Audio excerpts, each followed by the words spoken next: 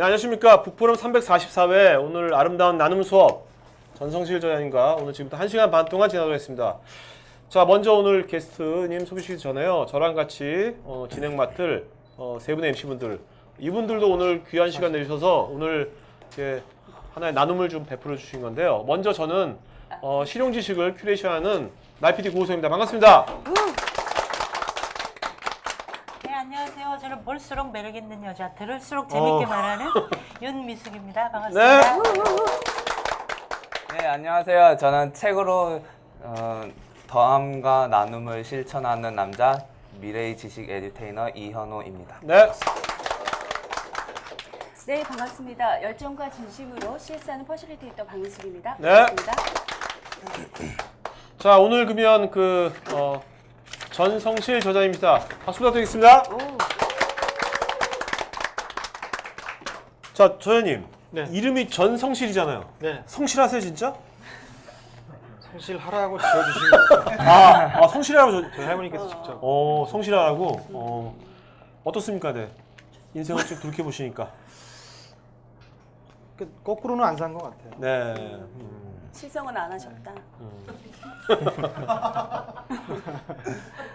자, 저한테 주신 거죠? 감사합니다. 자, 그러면 이제 오늘 이제 또 마침 내일이 스승의 날이잖아요. 스승의 날이어가지고 오늘 그래도 아주 좋은 시점에 딱 맞는 그 책의 아름다운 나눔 수업 오늘 되는 것 같습니다.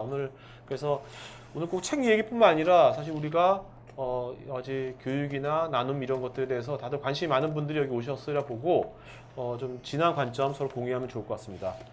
자, 그러면 이제 시작해 보도록 할까요? 네. 네, 제가 책을 읽으면서 또 궁금한 가장 먼저 들었던 것 중에 하나인데요. 16년 동안 교사 생활을 하시면서 이제 나눔 교육에 대해 관심을 가지게 되셨는데 그 관심을 갖게 되신 그 이유와 그리고 지금 교사 생활을 그만두고 지역사회의 나눔을 확산시키기 위해 그런 노력하시고 계신데 그 학교를 나오게 된 계기? 그런 거를 좀 여쭙고 싶습니다. 한 가지씩 물어봐 주시면. 네, 일단 나눔 교육에 관심 가진 이유. 이 계기에. 2005년도에 네. 그 전부터 이제 말씀을 드리면 그 전에 제가 이제 좀 살이 좀 많이 쪄 있었어요. 한 88kg 나갔었는데 와, 지금은 70도 안 될 것 같은데. 지금 한 75 정도. 75.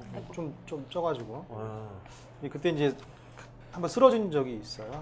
그래서 살이 이제 갑자기 좀 빠지면서 이럴 바엔 아예 살을 다 빼버리자. 그래서 술, 담배 다 끊고 고기 끊고 좀 체중을 조절한 적이 있거든요. 근데 그 이전의 삶은 이제 보통 술과의 삶이었거든요. 네. 그러니까 이제 밤 시간이 거의 다 술자리였던 거죠. 아니, 그때 교사 아니었었어요? 교사죠. 저녁에는 저희 이제 흔한 말로는 4시 반 이후는 네. 이제 선생 아니고 이제 술꾼이라는 얘기를 하거든요. 그렇게 이제 술을 좋아하다가 네. 아니, 그게 우리나라 대한민국 교사의 실상입니까? 그러니까 20년 전, 10년 전은 그랬습니다. 아, 그래요? 뭐제 사례였고요. 네네, 알겠습니다. 그래서 술을 다 끊어버리니까 저녁에 할 일이 없더라고요. 사람도 다 술로 맺었던 인연이었기 때문에 할 일이 없다 보니까 이제 연수를 듣기 시작했어요. 근데 그 중에 한 연수가 뭐였냐면 여름방학 때 그 나눔교육 아름다운 재단에서 하는 나눔교육 연수라는 이제 연수가 있었어요. 근데 여기 이제 무료더라고요. 2박 3일인데 네. 잠도 재워주고 밥도 먹여주고. 그래서 확 끌려서 이제 연수를 들었는데 정말 듣지 못했던 연수를 좀 들었었고 관심이 좀 가서 연수 끝나자마자 그 나눔교육 연구회라고 그때 있었어요. 아름다운 재단 안에 그 선생님들 모임이 있었는데 거기에 가서 이제 가입을 하고 활동을 하겠다라고 얘기했었죠. 그러니까 그러면 그 전에는 네. 그냥 개 같은 인생을 사신 개 거네요. 같은 나눔이란 상관없는. 지금과는 나눔이란 상관없는. 전혀 상관없는. 살만 드릴 수 있어. 네. 밥 먹다가 쓰러지신 적 있으세요? 네? 없어. 그렇게 살았어요. 2번 제가 쓰러진 적이 있어요. 야. 왜요? 먹다가. 여기까지 참는데 더 먹어서. 스트레스가 심하셨었나? 그렇죠. 좀 심했었죠. 네. 야, 저는 이름도 전성실이셔가지고 굉장히 아주 성실하게. 아주 어릴 때부터 나누고 또 어릴 땐 그랬죠. 네, 아 그랬었어요. 대학 들어가면서부터 네, 선배들을 좀 잘못 만나. 네, 네. 아. 교대 아니셨어요? 교대에 맞습니다. 네. 알겠습니다. 어디까지가 진실이지? 갑자기 헷갈리신다. 아니 이제 방송에서 거짓말할 수 없잖아요. 그렇죠. 거짓말은 안 하시더라고요. 걔가 다 진짜라도. 참말인 거야. 근데 이렇게 또 갑자기 바뀌신 분들이 되게 또 지난 또 삶을 사시더라고 그 이후에 보면. 네. 근데 이제 말씀드렸듯이 술을 끊고 그런 일을 하다 보니까 인간관계가 완전히 바뀌더라고요. 그렇죠. 그러면서 그분들한테 참 많이 배웠죠. 이제 교육을 나가면서 교육생들한테 참 많이 배웠어요, 저는. 제가 준비해간 과정은 요만큼이라면 네. 그분들 얘기를 통해서 배우는 건 그 10배, 20배 정도를 배웠으니까. 그때가 그 2005년 2005년도부터. 5년부터. 근데 본격적으로 강의 시작한 건 한 2009년 정도부터. 아 근데 그렇게 가지고 이제 학교에 적용을 했을 거 아닙니까? 네, 그것들을. 많이 그래서 학교에서 뭔가 애들하고 계속 했을 텐데 왜 학교는 왜 그만두신 겁니까? 이제 학교에 있다 보니까 네. 학교에서 할 수 있는 교육밖에는 못 하겠더라고요. 근데 이제 대한민국 저는 자부하는 게 전 세계에서 저 같은 교육을 하는 사람 하나밖에 없거든요. 네. 나눔이라고 하는 주제를 가지고 음. 저처럼 교육하는 사람은 세계 하나밖에 없다고 생각하는데 네. 그러한 교육들을 이제 교실 안에서만 하기에는 좀 다양한 실험들이 필요하겠더라고요. 그리고 이제 제가 지난 토요일 날 안산 그 촛불 집회에 가서 들었던 생각이 있었는데, 그러니까 초기에는 나눔 교육을 했었어요. 나눔 교육가. 그러다 이제 그만둘 때 생각은 뭐였냐면 나는 나눔 디자이너가 돼야겠다. 네. 네. 내가 하는 나눔 교육만 하는 게 아니라 다른 사람들이나 여타의 사람들에게 나눔을 디자인해서 그걸 가르칠 수 있게끔 해야겠다라는 생각을 가지고 강사 양성도 많이 했었고 프로그램도 많이 짰었어요. 네. 근데 이제는 드는 생각이 뭐냐면 이제 프로그램을 내가 양성하고 디자인하는 것보다 이제는 나눔이라고 하는 운동을 한번 좀 해봐야겠다. 왜냐하면 이제 책을 읽으셔서 아시겠지만 나눔하면 우리가 보통 물질적인 기부만 생각하거든요. 그래서 뭐 기부 교육이라는 생각하시는 분들도 있고 나눔 교육 한다 그러면 나눔 교육 한다 그러면 왜 나는 잘 돈 내고 있는데 난 교육 필요 없다 이런 분들이 굉장히 많거든요. 그래서 그런 인식들을 좀 변화시켜 보고 싶어서 좀 나오게 네. 됐고요. 네, 선생님 지금 계속 나눔 얘기하시는데 나눔이라 그러면 그 나눔이란 말에서부터 약간의 정의가 필요한데 나눔은 주는 거, 받는 거, 네. 주고받는 거. 네. 우리 나눔은 잘 아는데 정확하게는 모르는 것 같아요. 그래서 나눔을 선생님이 정의해 주신다면 어떻게 정의해 저도 정의할 수 없어요. 음. 왜냐하면 사람이 각자 가지고 있는 상들이 다 다르거든요. 근데 제가 가지고 있는 상은 뭐냐면 예전에 같은 경우는 그냥 주는 거, 주고 받는 거 정도 생각했어요. 이제 그러다 보니까 초점이 어디에 맞춰지냐 하면 서로의 존재를 인정해 주는 정도까지만 가는 거예요. 이제 그러다 보니까 굉장히 지속적이지 못하더라고요. 근데 지속적이려고 보니까 뭐가 필요한가 봤더니 관계성이 필요하겠더라고요. 그러니까 예를 들면 이런 거예요. 내가 어느 단체에 가서 설거지를 한다. 네. 그럼 설거지만 하고 오는 건 저는 그냥 주는 나눔이라고 봐요. 단지 그냥 설거지만 하고 오는 거예요. 네. 내 노동력만 주고 오는 거죠. 근데 이제 거기 가서 친구들도 사귀고 뭐 이런 관계가 형성이 된다라면 소통을 하면서. 그렇죠. 그러면 내가 그 단체에 나중에 또 갈 수가 있습니다. 근데 설거지만 하고 오면요, 그 단체 다시 못 가요.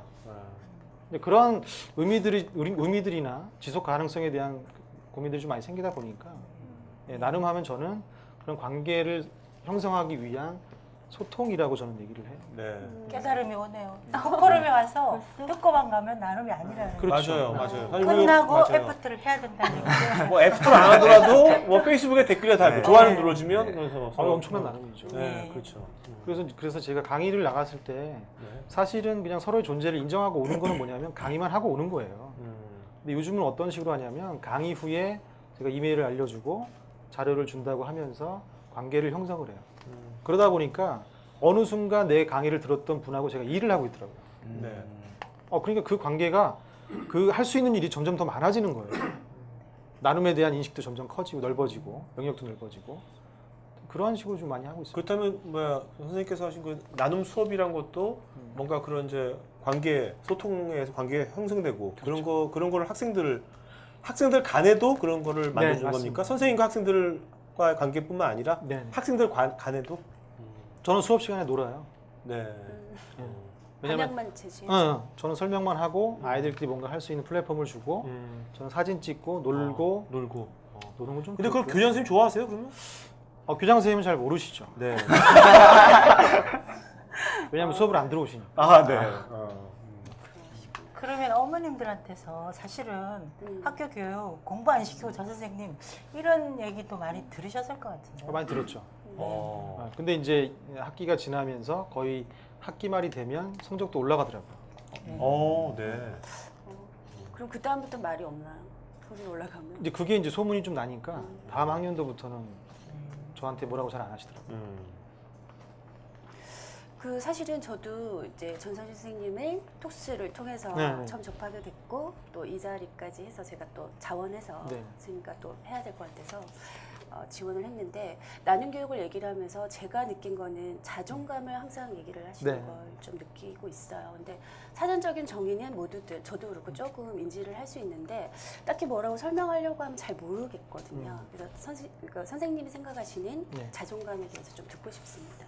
그래서 제가 이제 교육을 많이 다니다 보니까 그러니까 초등학교, 중학교, 고등학교, 대학교 뭐 다 다녔거든요. 유치원도 다녔었고. 근데 이제 한 번은 좀 어렵게 사는 친구들한테 교육을 나갔었어요. 근데 나갔는데 교육을 아무리 해도 얘네들이 변하는 게 없는 거예요. 심지어는 오히려 제가 그 수업을 왜 들어야 되냐고 반문하는 애들이 많았어요. 이유가 뭐냐고 봤더니 나는 받는 사람인데 왜 자꾸 나누라고 하냐. 이 얘기를 하는 거죠. 그러니까 아무리 나눔 교육을 해도 일단 들어갈 구멍이 없는 거죠. 아무리 좋은 프로그램을 넣어도. 그래서 그때 제가 생각한 게 뭐였냐면 얘네들이 왜 이럴까? 뭔가 이유가 있을 거다. 그 이유를 찾다 보니까 자존감이 굉장히 낮은 거예요. 낮다 보니까 뭐냐면 나눌 수 있는 게 없다라고 생각하는 거죠. 그래서 요즘은 뭐냐면 나눔 교육 하기 전에 초반에 자존감 교육부터 해요. 그럼 뭐가 되냐면 내가 행복해지면 타인에게 관심이 가거든요. 그럼 그 타인이 뭐가 궁금하고 뭐가 부족한지를 물어보게 돼요. 서로 물어보다 보니까 소통하게 되죠. 그러니까 부족한 게 뭐가 있는지 알게 되고 그럼 내가 그걸 갖고 있으면 줄 수도 있고요. 없으면 다른 사람 소개해 줄 수도 있어요. 근데 자존감이 낮은 사람들은요 소개를 못 해줘요. 왜냐하면 나랑 먼저 사귀었는데 얘를 소개해 주면 내가 내 존재가 까일 것 같잖아요. 그쵸. 네. 자존심 자존심 상하죠. 상하죠. 그래서 소개 자체를 못 하는 거예요. 그러니까 그런 걸 보다 보니까 자존감을 먼저 살려주는 게 맞겠다 싶었고요. 그쪽 공부를 하다 보니까 거기에 관련된 수업도 한번 해보게 되고 근데 그게 실제로 어른들하고 성인들하고 해보니까 효과가 있더라고요. 그리고 아이들 같은 경우도 효과가 있었고. 저한테 구체적으로 네. 아이들의 그 자존감 떨어진 아이들을 어떤 식으로 자존감을 올려주는 것은 뭐 여러 가지 예를 있겠지만 들자면 그래도 한 일단 가지만 말씀해 제일 좋은 거는 그들을 인정해 주는 거예요. 어떻게 인정해 줍니까? 예를 들면 이런 거죠. 너는 제가 이제 어제 같은 경우에 초등학교에 가서 강의를 할 때 뭐 저는 이제 교장 선생님하고 이제 얘기를 좀 했었는데 그 교장 선생님이 그런 얘기를 해주시더라고요. 네. 며칠 전에 그 등교 지도를 하는데 어떤 아이가 앞에서 과자를 사 먹고 있더래요. 그래서 가서 얘야, 너 과자 먹고 있니? 네, 먹으면 안 돼요? 그런 건 아닌데 왜 과자를 먹고 있니? 그랬더니 하는 말이 집에서는 먹는 게 없다는 거예요. 그러니까 자기는 나와서 엄마가 해주는 게 없으니까 과자라도 그러니까 먹어서 배를 채우려고 하는 거죠. 그래서 이 교장 선생님이 그걸 보고 그러면 과자 말고 김밥을 먹는 게 어떨까? 라고 얘기를 했대요. 근데 그 아이가 그 다음부터 그 길로 안 오더라는 거예요. 교장 선생님하고 마주칠까 봐. 네. 그래서 거기서 교장 선생님이 이건 내가 실수했구나. 뭐냐 하면 그 아이의 상황을 내가 인지했음에도 불구하고 나의 가치관대로 판단하고 그 아이를 내 기준에 맞추려고 했다는 거예요. 거기서부터 일단 소통은 끝나는 거죠. 불통이 되는 거죠. 그래서 만약에 그 아이에게 그래 과자 잘 먹고 혹시라도 다른 게 먹고 싶으면 뭐 선생님하고 교장 선생님하고 얘기해보자라든가 그런 얘기를 좀 했더라면 좀 달랐을 거라는 거죠. 그러니까 마찬가지인 거예요. 지금도 우리 아이들 보면요. 자존감이 이제 두 가지거든요. 자아 가치감하고 자아 효능감이 있는데 우리는 보면 사람들을 보고 평가할 때 특히 우리 아이들을 평가할 때 그 아이 자체로 평가하기보다는 공부 잘하는 아이, 까부는 아이 뭐 이런 식으로 그 아이를 보는 게 아니라 그 아이의 배경이나 능력을 본다는 거예요. 그래서 그러한 것들부터 일단 깨줘야 되지 않을까. 그래서 자존감 교육이 저는 중요하다고 보거든요. 있는 그대로를 인정하는 것이라고 그렇죠. 말할 수 있는 건가요? 근데 사실은 이제 이렇게 말씀하셔서 조금 명확해지긴 한데 저는 이제 자존감을 생각할 때 같이 떠오르는 단어가 있어요. 자존감과 자존심의 차이가 네. 굉장히 좀 헷갈리거든요. 자존감과 자존심 차이를 보면 자존심도 사실은 자존감의 한 일부예요. 그게 뭐냐면 내가 어떤 배경적인 그런 환경들이 남들과 부족하다 싶으면 느껴지는 게 자존심이거든요. 그래서 뭐냐면 아까 말씀드렸듯이 자아 가치감이 있고 자아 효능감이 있는데 저는 자아 효능감의 한 일종을 자신감이라고 보거든요. 자존심, 자신감 다 뭐냐면 내 자체로서 좋은 게 아니에요. 내 자체로서 소중하고 존귀하고 이런 게 아니라 내가 뭔가를 잘 가지고 있거나 능력이 있거나 이걸로 서로 비교하는 거죠. 그러니까 사람을 만날 때 저 사람 자체로 너무 좋아 이게 아니라 저 사람은 예뻐서 좋아. 저 사람은 돈이 많아서 좋아. 여기서 오는 갈등들이 사실은 자존심이 있거든요. 네. 왜냐하면 나는 그 사람보다 부족하면 느껴지는 거예요. 자존심이 높다라고 하는 건 뭐냐면 저 사람보다 내가 많으면 또 느껴지는 거예요.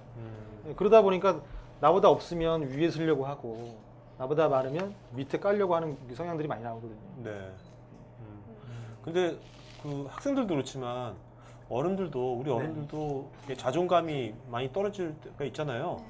그럴 때는 어떻게 해야 될까요? 학생들이야 뭐 선생님 같은 분이 계시지만 네. 우리 여기 어른들은 뭐 선생님도 없고 어떻게 해야 될까요? 제가 요즘에 얘기하는 거는 이제 저도 하나 뭐 유럽의 책에서 이제 본 건데 TV 요법이라는 걸 좀 쓰면 어떨까? 무슨 요법? TV 요법? TV 요법? 네, 뭐냐면 나를 좀 내 자아를요 타자화시키는 거예요. 객관화시킨다는 말씀이고. 내가 TV에 나온 것처럼 생각하는 거예요. 네. 그래서 예를 들어서 뭐 내가 지나가다가 넘어졌다, 창피하다, 자존심 떨어질 수 있잖아요. 그때 저 TV 안에 전성실이라는 사람이 지나가다가 넘어졌다. 이걸 몇 번씩 되뇌이는 거죠. 그러면 뭐가 되냐면 내 일처럼 느껴지지 않고 약간 제3자처럼 느껴지는 거예요. 그러면 그걸 볼 때 화가 나기보다는 그럼 이걸 어떻게 해결하면 좋을까라고 해결책에 대해서 고민하게 된다는 거죠. 아이들도 마찬가지인 거예요. 아이를 볼 때 이 아이가 나한테 대들었다. 그럼 대든 게 화가 나서 본질은 보지 못하잖아요. 근데 그걸 약간 타자화시키는 거예요. 자, 지금 TV 안에 있는 우리 아이가 아이의 엄마에게 이렇게 대들고 있습니다. 그걸 몇 번씩 되뇌이는 거예요. 그럼 화가 나기보다는 얘가 왜 되뇌었을까? 그 이유를 자꾸 보게 되는 거죠. 그러면서 내 자신에게 화를 내는 게 아니라 나의 행동이나 말에 대해서 화를 내는 거였구나라고 문제를 파악할 수 있다는 거예요. 그래서 그런 요법들 써보면 좋을 것 같아요. 자존감 얘기를 하니까 굉장히 이제 공감이 되는데 네네. 제가 이제 그 고등학교 때까지 그 초등학교부터 고등학교 때까지 잘하는 게 진짜 없었거든요. 그리고 막 지금 뭐 간증하는 거예요 지금? 네, 간증하는 오케이 거예요. 간증 좋아. 살아있는 증인. 우리 간증 좋아. 네. 살아있는 증인. 잘하는 게 하나도 없었고 공부도 못했죠. 스포츠도 못했죠. 키가 큰 것도 아니었어요. 지금도 뭐, 키가 크지 않잖아. 네, 지금도 키가 크지 않죠. 그리고 이제 뭐 외모가 뛰어난 것도 아니고. 근데 이제 귀여우신데? 중학교 때는 그래도 제가 뭐 방송반이나 그런 거를 했기 때문에 촬영 쪽이나 그런 청소년 영화 감독 그쪽으로는 굉장히 그 마포구내에서는 작품도 출품하고 되게 잘 돼 있었어요. 근데 고등학교 딱 가니까 굉장히 딱 고등학교 때부터 성적 지상주의로 딱 애들을 끊는 거예요. 그러니까 제가 성적을 공부를 못 하니까 선생님이 너는 안 될 놈이라고 딱 낙인을 찍어버리는 거야. 그러면서 공부를 하려고 하니까 딴짓한다고 막 뭐라고 하는 거예요. 해보려고 했는데 그래서 짜증나서 더 안 했거든요. 그래서 반항을 했는데 근데 이런 친구들이 많아요. 아, 네. 실제로. 네, 진짜 네. 간증이 긴데요. 네. 짜증나서 안 한다고 그랬어요. 그러면서 근데 선생님이 대학은 가야 되지 않겠니? 그래가지고 그러면 공부 안 하고 대학을 가보겠습니다. 그래가지고 제가 진짜 애들 공부할 때 드라마 영화 보고 축구하러 다니고 축제 보러 다니고 그리고 그냥 벼락치기로만 공부하고 막 그런데 대학은 붙었어요. 뭐 머리 좋다는 얘기야 지금 뭐야?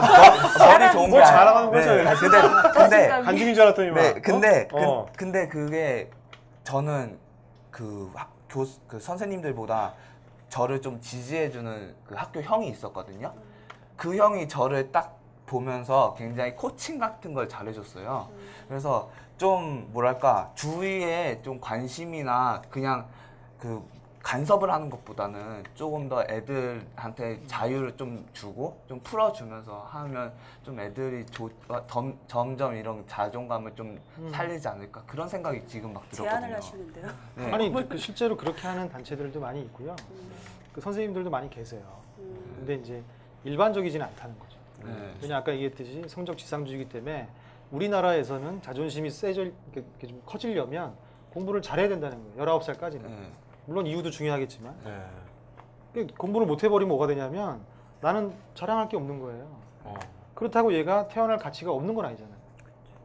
태어난 것 자체로 이미 가치가 있는 건데도 불구하고 그 못하는 것 때문에 나는 살아갈 이유가 없다고 생각하는 친구들이 굉장히 많아요. 지금 관객들 중에서 많이 고개를 많이 예. 끄덕거려요.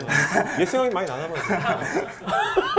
네, 현호쌤 말 맞다나 지금 한국에 저희 학교 현실에 있어서는 선생님 같은 분이 계시면 어떨까요? 경쟁적이고 그런데 나눔을 실천하고 야 공부는 못해도 되고 못해도 되는 게 아니라 공부만 중요한 게 아니다라고 하는 게 저희 시대 때부터 이게 와서 그 한국 실정에서 이 나눔을 교육하고 실천하고 효과를 본다는 게 선생님으로서 굉장히 어려우셨을 것 같은데 그게 대한 저는 사례는 좀. 그렇지 않았던 것 같아요. 그러니까 학교에서도 이렇게 좀 줄을 좀 잘못 써가지고 서열이 좀 높았어요.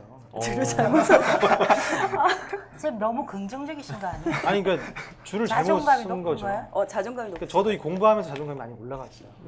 그러니까 예를 들면 예전 같으면 대학 때는 이제 5분만 늦어도 수업을 안 들어갔던 스타일인데 지금은 5분만 남아도 들어가요. 네. 그게 철학이 완전히 바뀐 거거든요. 자존감이 떨어지는 사람은요. 아유, 좋아요 날라옵니다. 네, 그 5분 5분만 5분 지났다고 해서 난 늦은 거잖아요. 네. 그럼 난 늦은 사람이 들어가게 되네요. 그럼 이미 다른 사람에게는 창피한 존재가 되는 거죠. 그게 들어가기 싫은 거예요. 근데 자존감이 올라가면요. 5분만 남아도요. 들어가게 돼요. 그 또한 나에겐 중요한 시간이니까. 전혀 개념이 다른 거죠. 5분만 남았는데 들어가면 뭐 하냐도 자존감이 더 높은 거 아닌가요? 글쎄요.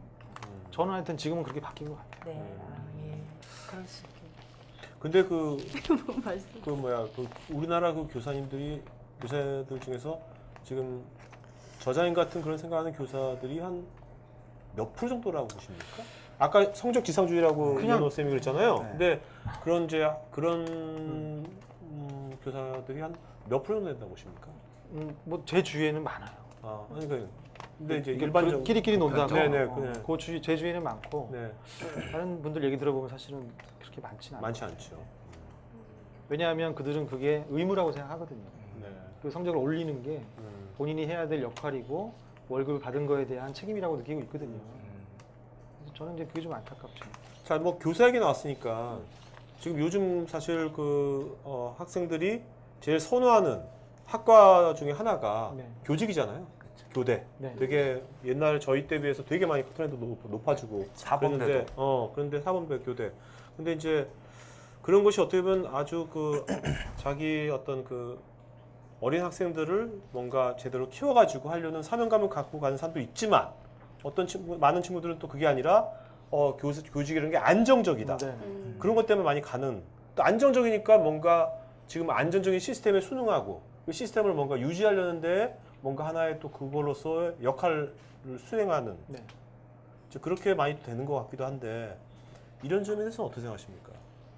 뭐 저 또한 많이 느끼고 있고요. 네. 그러니까 실제로 2000년 이후에, 그러니까 제가 2000년까지만 해도 학교를 자주 왔다 갔다 했었거든요. 그 전까지만 해도 이제 교대에 들어오는 친구들 보면 나름대로 사명감이 있었어요. 네. 근데 이제 2000년 이후부터 이제 어떤 스타일들이 많이 들어왔냐면 어느 회사에서 과장하다가 온 친구, 회사에서 과정하다가요? 네. 야. 어느 대학 다니다가 편입? 편입해서 들어오고 오. 이런 이제 구조가 좀 생기더라고요. 저 같은 경우는 이제 97년도에 첫 발령을 받아서 나갔었는데 그때만 해도 이제 IMF 터지기 전이니까 어떤 얘기를 들었냐면 야 사내 자식 뭐 할 게 없어서 초등학교 선생하냐 야 행시나 준비해 이런 소리 들었어요. 근데 IMF 딱 터지고 나니까 주가가 싹 올라간 거죠. 네. 예. 그래서 저는 그것 또한 사회가 불안정하기 때문에 나오는 현상이 아닌가. 곧 다시 바꿔 얘기하면 사회가 안정화되면요 교직이 이렇게 인기가 있을 리가 없어요. 그렇죠. 지금 3D 업종 중에 하나거든요. 네. 실제로 이제 이직하시는 분들이 굉장히 많다는 걸 잘 몰라요 일반인들이. 예. 교직 선생님들 중에요 이직하는 비율이 굉장히 높습니다. 사실. 그래요?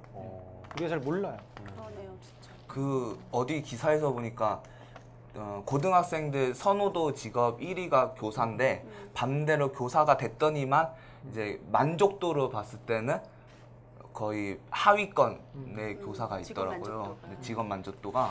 그 제가 이제 한 가지 사례를 뭐 말씀드리자면 지금 이제 예를 들자면 서울에 있는 고등학교가 예를 들어서 한 500개 정도 된다고 치면 그 500개 되는 학교에서 교사를 한 명 뽑는다 쳐봐요. 그럼 어느 대학 출신들이 올까요? 뭐 서울교대? 스카이? 서울 교대는 이제 초등학교만 가고 아, 네. 스카이 고등학교는 주로 이제 스카이 출신들이에요. 네. 그럼 그 친구들이 어느 고등학교로 보통 나오냐면 외국. 주로 특목고 외고를 나와요. 아. 그럼 중학교는 거의 1, 2등 하던 친구들이거든요. 네. 전교 1등, 2등 뭐 하던 친구들인데 이 친구들이 이제 발령이 이제 임용이 딱 돼서 교실에 딱 들어갔을 때 30명이 앉아 있다고 치면 아무리 교육학을 열심히 공부했지만 이해할 수 있는 아이가 몇 명이나 될까요? 별로. 많지 않아요. 음. 왜냐하면 자기 삶하고 너무 다르거든요. 실제로 눈 떠 있는 애들 8명밖에 안 되니까. 맞아요. 그렇죠? 실제로. 저희 고등학교 때는 수업 5분 시작하면 다 엎드려서 자는 애들도 많았거든요. 실제로 통계가 나왔거든요. 네. 네. 저는 한 나이가 반에- 많아서 30명 중에 8명만 눈 뜨고 있대요. 네. 맞아요. 그러니까 나머지 애들은 뭐냐면 이해가 안 되는 거 자기는. 네. 자기는 이 공부를 일주일만 하면 다 됐는데 100점 맞았었는데 얘는 내가 일주일을 개인 지도를 시켜도 모르는 거예요. 네. 그럼 그 다음부터 뭐가 되냐면 모르는 게 아니라 반항하는 게 되는 거예요. 이해가 안 되는 거죠. 저는 그게 선생님 문제가 입장으로 있다고 볼 때 그렇다는 거지. 뭐 저는 사실 그렇지 않았거든요. 저는 아니, 재수도 그래. 했었고 뭐 여러 가지 우여곡절 끝에 대학을 들어갔으니까. 근데 대부분 선생님들은 그게 좀 많이 있어요. 네. 그러니까 적어도 선생님이라면 소명 의식을 가지고 시작해야 되는데 엘리트 의식이 그걸, 있는 거네, 네. 엘리트 의식이. 안전 직업으로만 요즘은 갖고 직업으로 왔다는 봐요. 거지. 네. 아. 심지어는 직장으로 보는 분들도 있어요. 네. 아, 네. 직업도 아니고 직장으로. 그런 거 문제점이 많네. 근데 많이 지금 많죠. 옆으로 생각 같은데 네, 제가 네, 지금 네. 나눔 얘기를 해야 되는데 살짝 선생님의 개인이 헬스에 궁금해서인데 자 그러면 제가 한번 그 기부라는 거에 대해서 요즘 굉장히 많이 달라졌잖아요. 한국이 네. 기부 문화, 기부 천사 이렇게 네. 해서 많이 달라졌고 제가 볼 때는 기부를 제일 잘하는 게 연예계 같아요. 네. 우리 이쁜 김수현이가 막 3억씩 투자하고 이러잖아요. 근데 이 기부 문화에 대해서 선생님은 네. 어떻게 생각하시고 한국의 기부 문화를 어떻게 생각하시고 이게 나눔하고 어떻게 연결이 되는지 한번 듣고 근데 실제로 우리나라의 이제 기부 문화를 살펴보면요, 이제 거액 기부보다는 사실은 소액 기부가 더 많아요. 퍼센트로 따지면 이게 이제 법적인 문제도 사실 있고요, 그러니까 뭐 세무적인 부분도 사실 있고 어려운 부분들이 있는데 우리나라 법적으로 보면은 사실은 기부를 권장하기보다는 좀 통제하는 부분이 좀 많이 있어요. 법적으로요? 그렇죠. 어. 왜냐하면 세무 관계에 있어서 네. 그럴 때를 온전히 기부금으로 인정해 주거나 아. 어떤 뭐 세제 혜택을 준다거나 이런 것보다는 오히려 기부 금액을 많이 낸 사람들은 세무조사를 들어가는 경우도 있어요. 어. 네. 왜 직업이 없는데 기부를 이렇게 많이 하냐? 음. 뭔가 뒷돈이 있는 거 아니냐? 음. 그러니까 이런 문화적인 좀 배경들이 좀 있어서 좀 어렵고요. 또 한 가지는 기부를 하는 목적 자체가 불투명한 경우가 많다는 거예요. 내가 주면 어딘가에 잘 쓰겠지 라고 하는 불특정한 그 목표들이 많다는 거예요. 그래서 저는 그것들이 사실 교육이 좀 필요하거든요. 왜냐하면 내가 낸 돈이 어디에 쓰이는지를 내가 알고 거기에 실질적으로 이제 기부를 해야 되는 게 맞는데 그런 의미보다는 사실은 그냥 때가 됐으니까 실제로 그 우리나라 메이저 그 기부 단체들 같은 경우에 가장 많이 이제 기부를 받는 기간이 언제냐면 12월이에요. 네. 나머지는 거의 비수기예요. 90%가 12월에 거쳐요. 예? 와. 그러니까 나머지 달에는 뭐 하냐면 그걸 어떻게 배분하느냐. 그걸 쓰는 활동들을 많이 하고요. 12월에 집중적으로 걷는 활동을 많이 해요. 이것 또한 문제가 있는 거거든요. 그러니까 아까 말씀드린 지속 가능성이라는 부분, 어떤 내 생활 속에서 할 수 있는 부분들이 사실은 부족하다는 거죠. 내가 어떤 분야에 대해서 관심이 있어서 그걸 해결하기 위해서 또는 바꾸기 위해서 기부를 하는 게 아니라 그냥 때가 됐으니까. 그리고 가장 많은 퍼센트를 차지하는 게 또 학교 기부거든요. 3월 되면요, 저금통이 한 열 몇 개 와요. 그 중에 골라서 보내거든요. 이런 것들이 사실은 좀 많이 좀 문화적으로 약간 좀 후진적인 문화가 좀 있죠, 아직까지. 그 지금 우리가 기부했지만 갑자기 궁금한 게 요즘 우리가 뭐 기부, 공유, 나눔 이런 말이 되게 많잖아요. 네. 뭐 재능 기부 뭐 이렇게 많은데 그러면 저자님께서는 요즘 사람들이 좀 옛날보다 네. 10년 전보다 착해졌다고 생각하십니까? 착해졌다. 네. 우리가 사람이- 요즘 워낙 뭐 요새 뭐 나눔 기부 페이스북에서 뭐 좋아요 다 그러잖아요 요새. 뭐 근데 지금 사람들이 네. 지금 더 착해졌다고 생각하십니까? 지금 어떻게 생각하세요? 저는 뭐 그걸 판단할 수 있는 것 같지는 않고요. 네. 제가 좀 그나마 좀 말씀을 드릴 수 있는 건 어. 예전보다 다양해진 건 맞는 것 같아요. 그러니까 기부를 하는 사람도 있고 하는 사람 중에도 뭐 인터넷으로 기부를 하는 사람도 있고 실질적으로 뭐 오프라인에서 하는 사람도 있고 지속적으로 하는 사람도 있고 또 다양한 형태의 기부를 하는 사람도 있고 또 봉사를 하는 사람도 있고 다양해진 건 맞는 것 같아요. 근데 착해지고 나빠지고의 문제는 제가 판단하기 좀 어려운 것 같고요. 네. 한 가지 이제 판단할 수 있는 건 예전보다 살아가는 목적은 달라진 것 같아요. 왜 사는가 뭐 이런 거에 대한. 왜 사는가에 대해서. 그래서 예전에는 살아가는 목적, 그러니까 내가 공부하는 이유, 취직해야 되는 이유, 일해야 되는 이유 이런 것들이 어느 정도 자아 실현이나 사회 기여라는 부분들이 있었거든요. 근데 지금은 그런 이유보다는 단순히 돈을 많이 버는 걸로 바뀌어가는 것 같은 느낌이 좀 들어요. 네. 실제로 통계도 그런 부분이 많이 있고. 지금까지 그 나눔, 뭐 기부, 뭐 그런 거에 대해서 저희가 얘기를 나눠봤었는데, 그러면 그 나눔 교육이라고 선생님이 하시는 것들이 나눔을 배운다는 건데, 그러면 그 학교에서 나눔 교육이란 무엇인지 좀 설명을 좀 부탁드려도 될까요? 뭐 기본적으로 두 가지를 말씀드릴 수 있거든요. 그러니까 나눔을 목적으로 하는 교육이 있고요. 나눔을 통한 교육이 있어요.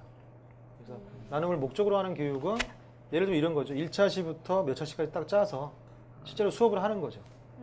네. 그건 이제 창체 시간에 보통 하거나 네. 도덕 시간에 이제 하는 수업들이 있고요. 또 한 가지는 나눔을 통한 교육이 있어요. 그래서 우리 학급 경영이라고 보통 학교에서 얘기하는데 나눔 활동을 통해서 쉬는 시간, 점심 시간, 아침 시간, 방과 후 시간 이런 시간들을 활용하는 거죠. 그래서 뭐 밥 먹을 때도 예를 들어서 뭐 남기지 않는다든가 이런 것들은 다 나눔 활동을 통한 이제 교육이 되는 거죠. 그래서 우리가 보통 잠재적 교육 과정이라고 하는 부분들이 학교에서도 많이 이제 이루어지는 게 있거든요. 학급 경영의 한 형태로 이루어지기도 하죠. 근데 이제 외부 단체들 같은 경우는 학교에 들어올 때 나눔을 통한 교육을 못 해요. 왜냐하면 정해진 시간만 교육을 해야 되기 때문에. 그래서 보통 커리큘럼을 짜서 오거든요. 근데 이제 담임들이 좋은 건 커리큘럼대로 할 수도 있고 이외에 여러 가지 활동들을 개인적으로 할 수 있다는 거죠. 조금 전에 창체 말씀하셨는데 현재 그래도 제가 뭐 아직 자녀가 없어서 실질적인 체감은 못 하고 있지만 교육 쪽에서 이제 업무를 하다 보니까 뭐 스팀, 융합교육, 창의교육 뭐 이런 얘기들을 좀 듣고 있고 창체도 그 일환이라고 알고 있어요. 그러면 나눔교육과 창의교육이 연관성을 좀 설명해 주실 수 있을까요? 창의교육이요, 창체교육이요. 그 부분도 저는 지금 명확하게 좀 잘 모르고 창의적 있어서. 체험 활동은요. 창의적 체험 활동 시간은 뭐냐면 그 기존의 교과에서 할 수 없는 부분들을 따로 시간을 빼서 하라는 얘기거든요. 근데 이제 그 수업 시간에 해야 될 것들이요. 초등은 88가지가 있어요. 근데 이제 1년에 정해진 시간은 보통 한 30에서 60시간이거든요. 그러니까 매주 1시간만 다른 걸 해도요. 못 해요, 다. 네. 근데 그 중에 하나를 나눔을 해라. 라고 저는 말을 못 해요. 되게 어려운 부분이 있고요. 저는 그런 것보다 사실은 더 밖에 나가서 활동을 하거나 안에서 교과와 관계없는 정말 아이들끼리 뭔가 할 수 있는 걸 하는 게 저는 좋다고 보거든요. 근데 요즘은 이제 안전교육이나 보건교육에 사실 밀려서 다른 것들이 잘 못 들어가는 추세예요. 근데 창의 교육 같은 경우는 저는 이제 나눔 교육 자체를 어떤 정해진 걸 주입하는 교육을 하지 않아요. 그럼 창의성을 말살하는 거거든요. 네. 예를 들어서 학습지 하나를 주더라도 저는 백지를 주로 줘요. 왜냐면 그걸 아이들이 채우게. 아유. 굉장히 다양합니다. 우리가 학습지에 인쇄를 해서 주면요, 그 틀 안에만 써요. 근데 백지를 주면요, 걔네가 틀을 만드는 애도 있고요, 아예 이 틀을 벗어나서 붙이는 애들도 있어요. 저는 되게 중요하다고 보거든요. 네. 근데 대부분들은 보면 무슨 교육한다 그러면 CTG를 많이 쓰거든요.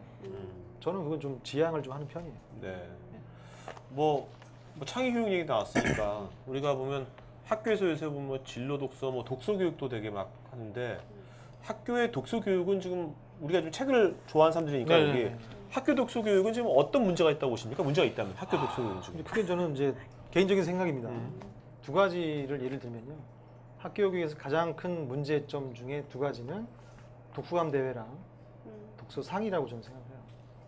뭐냐면 독후감 대회를 하면요, 책을 온전히 보지 않아요. 그 글을 쓰기 위해서 보는 거예요. 아. 목적이 달라진다. 목적이 달라지죠. 네. 그리고 독후감 대회를 하고 나서 또는 독서상을 주는 게 있어요. 다독상이라는 게 있어요. 자, 그러면 이제 다독상을 받으려면 어떻게 되냐면 책을 한 번 이상은 보면 안 돼요. 한 권을 볼 때 여러 번 볼 수 있잖아요. 네. 특히 어렸을 때는 여러 번 보거든요. 그렇죠. 네. 저희 막내가 6살인데 네. 뭐 한 권 같은 경우는 뭐 30몇 번을 본 적도 있어요. 그건 머리가 나빠서 그런 거 아닙니까? 이제 그림책이다 보니까 글자를 모르잖아요. 처음 같은데요. 글자를 모르잖아요. 그러니까는 글자를 모르니까 그림을 보고 계속 다르게 상상을 하는 거예요. 이게 사실 상상하는 창의적 오케이. 교육인데 맞아요. 이제 독서상을 받으려면 어떻게 되냐면 한 권을 여러 개 볼 수가 없는 거예요. 그러니까 깊이 있게 보지 못하는 거죠. 그리고 아이들 같은 경우도 상을 받기 위해서 책을 보기 때문에 자기가 보는 책, 자기 수준보다 높은 거. 낮은 책들을 많이 봐요. 아, 야. 빨리 봐야 되니까. 그게 좀 문제가 좀 있죠. 네. 이게 이제 부산에서 사실 시작을 했거든요. 부산교육청에서 다독상을 좀 시작을 먼저 했었어요. 경상도 사람들이 좀 급하죠. 되게 좀. 뜨끔해나요, 저 부산 교육. 그래요. 제가 한 건 아니지만. 저도 그게 좋은 의도로 시작을 했는데 네. 근데 이제 시행될 때는 사실 좀 문제가 좀 많이 있어요. 저도 예전에 제가 작년인 것 같아요. 작년에 뭐 창의 체험 페스티벌이라고 거기서 이제 독서 뭐 이렇게 발표대 네. 제가 이제 그걸 이제 심사하고 운영하게 됐는데 그 초등학교에서 어떤 학교가 2등을 했어요. 2등은 잘한 거거든요, 2등도. 근데 애들은 좋아하는데 선생님이 완전히 우거지는 선생님이. 1등 못해서? 1등 못해서. 와. 1등 못해서. 그걸 보면서 참 제가 학교에서 그런 선생님들에게 그런 경쟁력을 부추기는 것도 있나요? 글쎄요, 그거는 좀 개인적인 영향이 좀 많이 있는 것 같아요. 개인 선생님 개인이 학교에서 뭐 억지로 하라 이런 건 없는데 눈치를 보고. 그게 이제 연구학교라든가 독서를 강조하는 교장 선생님 만나면 이게 굉장히 중요한 하나의 잣대가 되죠. 네. 근데 지금 보면 아까 뭐 독서상, 네. 그다음에 독후감 대회 그런 것에 대한 어떤 그 문제점들은 네. 웬만한 상식 있는 사람이라면 다 공감을 할 것 같은데 왜 그러면 뭐 교육부라든지 네. 뭐 어떤 교육청이라든지 왜 그런 데서는 지금 그걸 왜 계속해서 그걸 계속 좀 유지하고 있는 겁니까? 그러니까 뭐 일단은요, 네. 보여주기 제일 좋은 방법이에요. 아, 그러니까 전시성 행사하기에 그러니까 관료적이네요. 뭐 그런 부분이 있죠. 그러니까 예를 들면 이런 거죠. 꼭 어렸을 때 책을 많이 봐야 되냐는 거예요. 출발점이 다른 거거든요. 네. 많이 봐야 되는데 어떻게 봐야 되느냐라는 문제와 꼭 어렸을 때부터 책을 많이 봐야 되느냐의 문제가 있거든요. 저도 어렸을 때 책 많이 못 봤거든요. 네. 그러니까 예를 단행본 같은 경우는 중학교 2학년 때 생일날 처음 받았어요. 책이 귀할 때니까. 저희 아버지가 처음 사준 책이 있는데 지금도 가지고 있거든요. 근데 지금은 어떤 스타일이냐면 책을 많이 안 보면 뭐 이상한 애 취급을 하는 거예요. 아니, 책 많이 안 볼 수도 있거든요. 왜냐하면 그렇죠. 나는 책에서 배우는 게 아니라 사람을 통해서 배울 수도 있단 말이에요. 네. 근데 이제 대부분 선생님들이 뭐 출신이냐면 책본 출신들이란 말이에요. 그러니까 그쪽으로만 발달할 수밖에 없는 거죠. 그러니까 예를 들어서 뭐 운동을 많이 했던 선생님이 왔다. 그럼 그 사람은 운동으로 푼단 말이에요. 그렇죠. 근데 그런 사람이 많아지면 교육청에서 체육 행사를 많이 하죠. 근데 지금은 그런 선생님보다는 네. 책을 많이 보신 선생님들이 많기 때문에 그렇게 풀어가는 경향이 좀 많아요. 저는 여기 보면서 여기 처음에 첫 장에서 무슨 돈 얘기하고 네. 재능 나눔 얘기를 하고 그랬는데 저는 대학교에서 지금 가톨릭 대학교를 다니고 있는데 가톨릭 대학교에 그 입학사정관실 거기 사나 이제 동아리가 있어요. 그 중에 이제 고등학생들을 위해서 입학사정관제를 이제 멘토링 해주는 컨설팅을 하는 동아리가 있는데 거기서 하다 보니까 제가 할 수 있는 게 이 말하는 거하고 글 쓰는 것밖에 없다 보니까 애들을 막 자기소개서 피드백이나 그런 거를 해주면서 그런 재능 기부 나눔을 하고 있거든요. 그러면 선생님께서 보시기에 그 재능 나눔의 그 가치가 무엇이라고 생각을 하고 이게 왜 필요한지를 여쭙고 싶습니다. 본인은 왜 해요? 저요? 예, 본인 왜 해요? 그걸? 저 같은 경우는 저는 일단 애들을 만나는 걸 일단 좋아하고요. 거기서 저는 이제 앞에서 나가서 그런 애들한테 좀 색다른 면을 보여주고 막 떠들고 막 그런 게 저의 만족인 것 같아요. 제가 좋아해서 일단. 네, 그래서 저는 일단 하는 것 같아요. 근데 이런 목적이 사실은 제일 이렇게 좀 많다고 할 수는 없고요. 네. 제일 일반적인 유형이고 네. 또 다른 유형이 있다라면 그걸 통해서 다른 사람에게 뭔가 도움을 주고 싶다라는 뭐 나눔도 비슷하지만 네. 내 재능을 통해서 뭔가를 주고 싶다. 자, 근데 저 같은 경우는 이제 강의할 때 이제 그런 얘기를 많이 해요. 보통 주려다 보면 내가 잘하는 걸 주려고 하거든요. 그러다 보니까 약간은 좀 폭력적인 성향이 좀 있어요.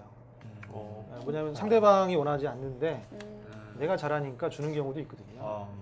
근데 저는 재능 나눔이라고 했을 때는 좀 조심스럽다고 얘기를 해요. 뭐냐면 내가 주고 싶지만 상대방이 과연 원하느냐 그걸 먼저 알아야 된다고 좀 생각이 들거든요. 그래서 재능 나눔 같은 경우는 사실은 소통의 한 형식인데 그 소통의 형식 중에 몸을 이용해서 하는 거죠. 저는 그거라고 봐요. 네. 네, 선생님 책에서 그 막 나눔에 대한 기본 자세 네. 이게 상대가 원하지 않을 때 주는 거는 폭력이라고 네. 책에서도 나와 있는데 저도 그런 경우가 있거든요. 제가 가난하게 살았을 때 어디서 우리 집을 방문하겠다는 거지. 그래서 또 싫죠, 사실은. 보여주고 싶지 않을 때도 있잖아요. 자존심으로. 그래서 아니 원하지 않아. 그랬더니 내가 니네 집에 간다는데 네가 왜 거부해? 좀 그래서 한 대 띵 맞았어요. 엄청 부자 친구였는데 이거 네. 뭐지? 라고 해서 그래서 저 상처를 받았거든요. 그게 일종의 폭력일 수 있다라는 거죠. 상대가 원하지 않을 네. 때. 그러니까 심지어는 이런 경우도 네. 있어요. 내가 줬는데 왜 고마워하지 않지? 네, 맞아요. 네가 뭔데? 네. 굉장히 일방적인 네. 저는 이제 시혜라고 얘기를 하거든요. 네, 맞아요. 근데 이제 나눔은 시혜라기보다는 호혜가 돼야 돼요. 서로 마주하는. 이게 제가 요즘 강의할 때 쓰는 말이 또 이제 기버와 이제 테이커가 있거든요. 네. 기버와 테이커의 욕구가 맞아 떨어지면 제일 좋은 거예요. 근데 기버가 주는 것과 테이커가 받으려고 하는 게 맞지 않으면 이건 폭력이 될 수 있어요. 그래서 중간에 누가 필요하냐면 매처가 필요해요. 매칭해 줄 수 있는 사람. 그러니까 그런 역할들을 사실은 기부단체나 이런 뭐 재단들이 해야 되는 건데 우리나라 기업 여건상 인력이 부족하기 때문에 그것까지는 사실 못해요. 그러다 보니까 자원봉사하는 재능 나눔을 할 때 그런 것도 좀 했으면 좋겠다는 거죠. 이렇게 실제로 대상이 되는데 가서 그들이 뭘 필요하는지 한번 조사를 해오고 그럼 우리 단체에서 줄 수 있는 사람들이 뭘 줄 수 있는지도 한번 알아봐서 정말 이들에게 필요한 사람들을 배치해 주는 거죠. 저는 그것도 나눔이라고 봐요. 재능 나눔. 지금 뭐 기버 테이커 하시니까 나눔이란 게 어떻게 보면 사랑하고도 좀 비슷한 것 같기도 하네요. 그렇죠. 저는 이제 기버와 테이커의 구분이 없다라고 보거든요. 네. 왜냐면 제가 언제 사랑도 얼마든지 기버와 테이커가 그렇죠. 그건 없는 거잖아요. 진정한 사랑이라면. 그래서 우기시는. 그러니까 이해할 때까지 우기시는 스타일. 그러니까 뭐 인성이기 때문에 네, 그것을 맞는 뭐 것 같아요. 사람이랑. 정확하게 구분하겠다. 네. 또 나눌 수 있는 뭐 영역 같은 경우도 정확히 구분해서 이거는 물질 나눔이다. 이건 저는 없다고 봐요. 그냥 우리 생활 속에서 내가 나눌 수 있는 게 있으면 그게 다 나눔거리죠. 자, 이건 약간 다른 포인트인데요. 요즘 보면은 이제 그 또 재능 기부, 네. 뭐 교육 기부, 뭐 하다 보니까 이제 그 기관들에서 이게 뭔가 그 이거 재능 기부니까 무조건 다 무료로 다 해달라 이런 말들을 많고 하다 보니까 실제로 사실 그 각 분야의 전문성을 있는 사람들이 그 전문성을 제대로 인정을 못 받는 또 또 맞습니다. 폐단도 있거든요. 그 점에서 어떻게 생각하십니까? 저 같은 경우는 이제 기준이 있습니다. 어, 저도 이제 무료로 나갈 때가 있거든요. 네. 여기 왜 무료로 나오셨어요 지금? 아 여기요? 부끄럽네. 제가 말씀드릴게요. 말씀드릴게요. 저는 기준이 있어요. 아 네. 저와 관계가 있으면 무료로 가요. 아, 요청이 왔을 때. 아 네. 근데 갑자기 듣다가 처음 전화해가지고 혹시 전성시 선생님 아니세요? 네. 어떻게? 무료로 한번 나와주시면 무료. 안 합니다 저는. 아 네. 그런 기준은 있어요. 제가 여기 어떻게 알고? 그러니까 15분 토크 하셔서 오신 아니 거예요? 원래 북포럼 원래 예전부터 해야 되죠. 했었죠. 아 회원이셔서. 네네. 미리 톡스로 연관을 네. 해놓은 게 너무 다행이라는 생각이 어휴. 좀 들고요. 근데 나눔 교육을 얘기를 쭉 하고 있는데 사실은 선생님이 말씀하시는 내용 중에서 또 프레네 교육도 네. 있더라고요. 조사를 해보면서. 근데 프레네 교육도 사실 좀 궁금합니다. 어떤 교육인지. 프레네가 뭐예요? 그거 날 새야 되는데. 네? 아, 날 새야 된다는데요? 간단하게 날새야 얘기해 아니 주시면 프레네 안 일단 될까요? 정의가 뭡니까? 아니, 뜻이 뭡니까? 프레네 영어에 뭐예요? 프레네가? 불어고요. 아 불어예요? 아 무식해가지고. 프랑스 선생님 이름이에요. 어 나는 그게 솔직히 난 뭐 합성어인 줄 알았어요. 프레네라 가지고. 저는 그러구나. 선생님 이름이라는 것까지는 알았습니다. 네, 초등학교 근데 선생님 정의가? 이름이고요. 어. 네. 그러니까 20세기 초에 1900년대 초에 2차 대전 때 이제 그 참전하셨다가 이 폐에 흉상을 좀 입어가지고 총상 입어가지고 30분 이상 말을 못하시는 분이셨어요. 이제 그러다 보니까 뭘 연구하기 시작했냐면 내가 말을 하지 않아도 할 수 있는 수업들이 뭘까? 이걸 연구하신 거죠. 이건 굉장한 차이거든요. 그러네요.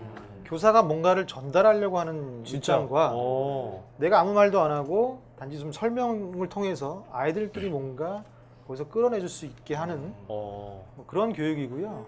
우리가 이제 삶을 분리하던 시대에 태어나셨어요, 그분이. 산업사회가 처음 시작하면서 학교라는 공간을 만든 이유 중에 하나가 뭐냐면 노동력을 공급하기 위한 그렇죠. 게 컸거든요. 그러다 보니까 그들이 살고 있는 삶과는 분리를 시켜야지만 빠른 시간 안에 노동력을 키울 수가 있었거든요. 그 분리된 공간을 다시 회복하자고 하는 운동을 하셨던 분이세요. 그 내용을 들어보니까 지금 선생님께서 하고 계시는 아우, 나눔 맞죠. 교육과 매치가 되는 내용이시네요. 맞습니다. 노자가 말하는 말 없는 가르침이라는 얘기하고 비슷한 것 같아요. 약간. 네, 그래서 책을 많이 읽으셨나요? 노자가 그런 말을 늙은이다 이름을. 노자를. 아니 제가 과 자체가 그러다 보니까 과가 인문학부다 보니까 그런 걸 많이 보게 되는데 막 언어라는 건 필요 없고 언어보다는 어떻게 보면 그걸 실제로 행동하는 실천하는 게 더 중요하다라고 얘기를 노자님이 하시거든요.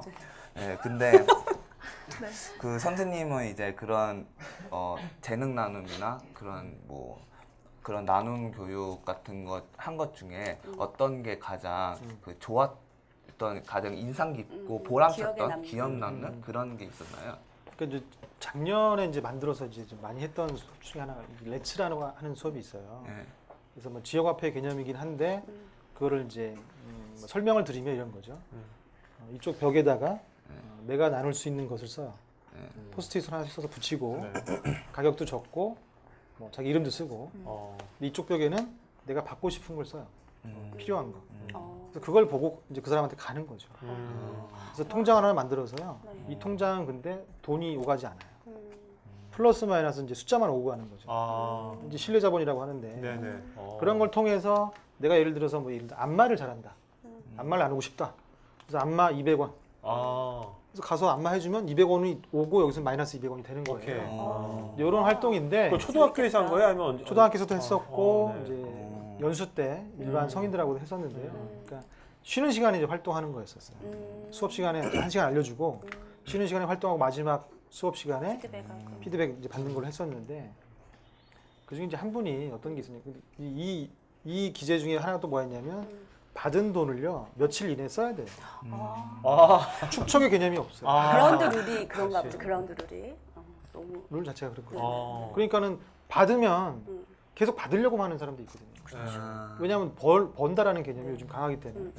근데 놔둬봐야 소용이 없는 거예요. 좀 있으면 휴지니까. 그러니까 이 사람도 가서 뭔가를 나누면 받아야 되는 거예요. 네네. 받아서 이제 써야 되는 거죠. 아이씨.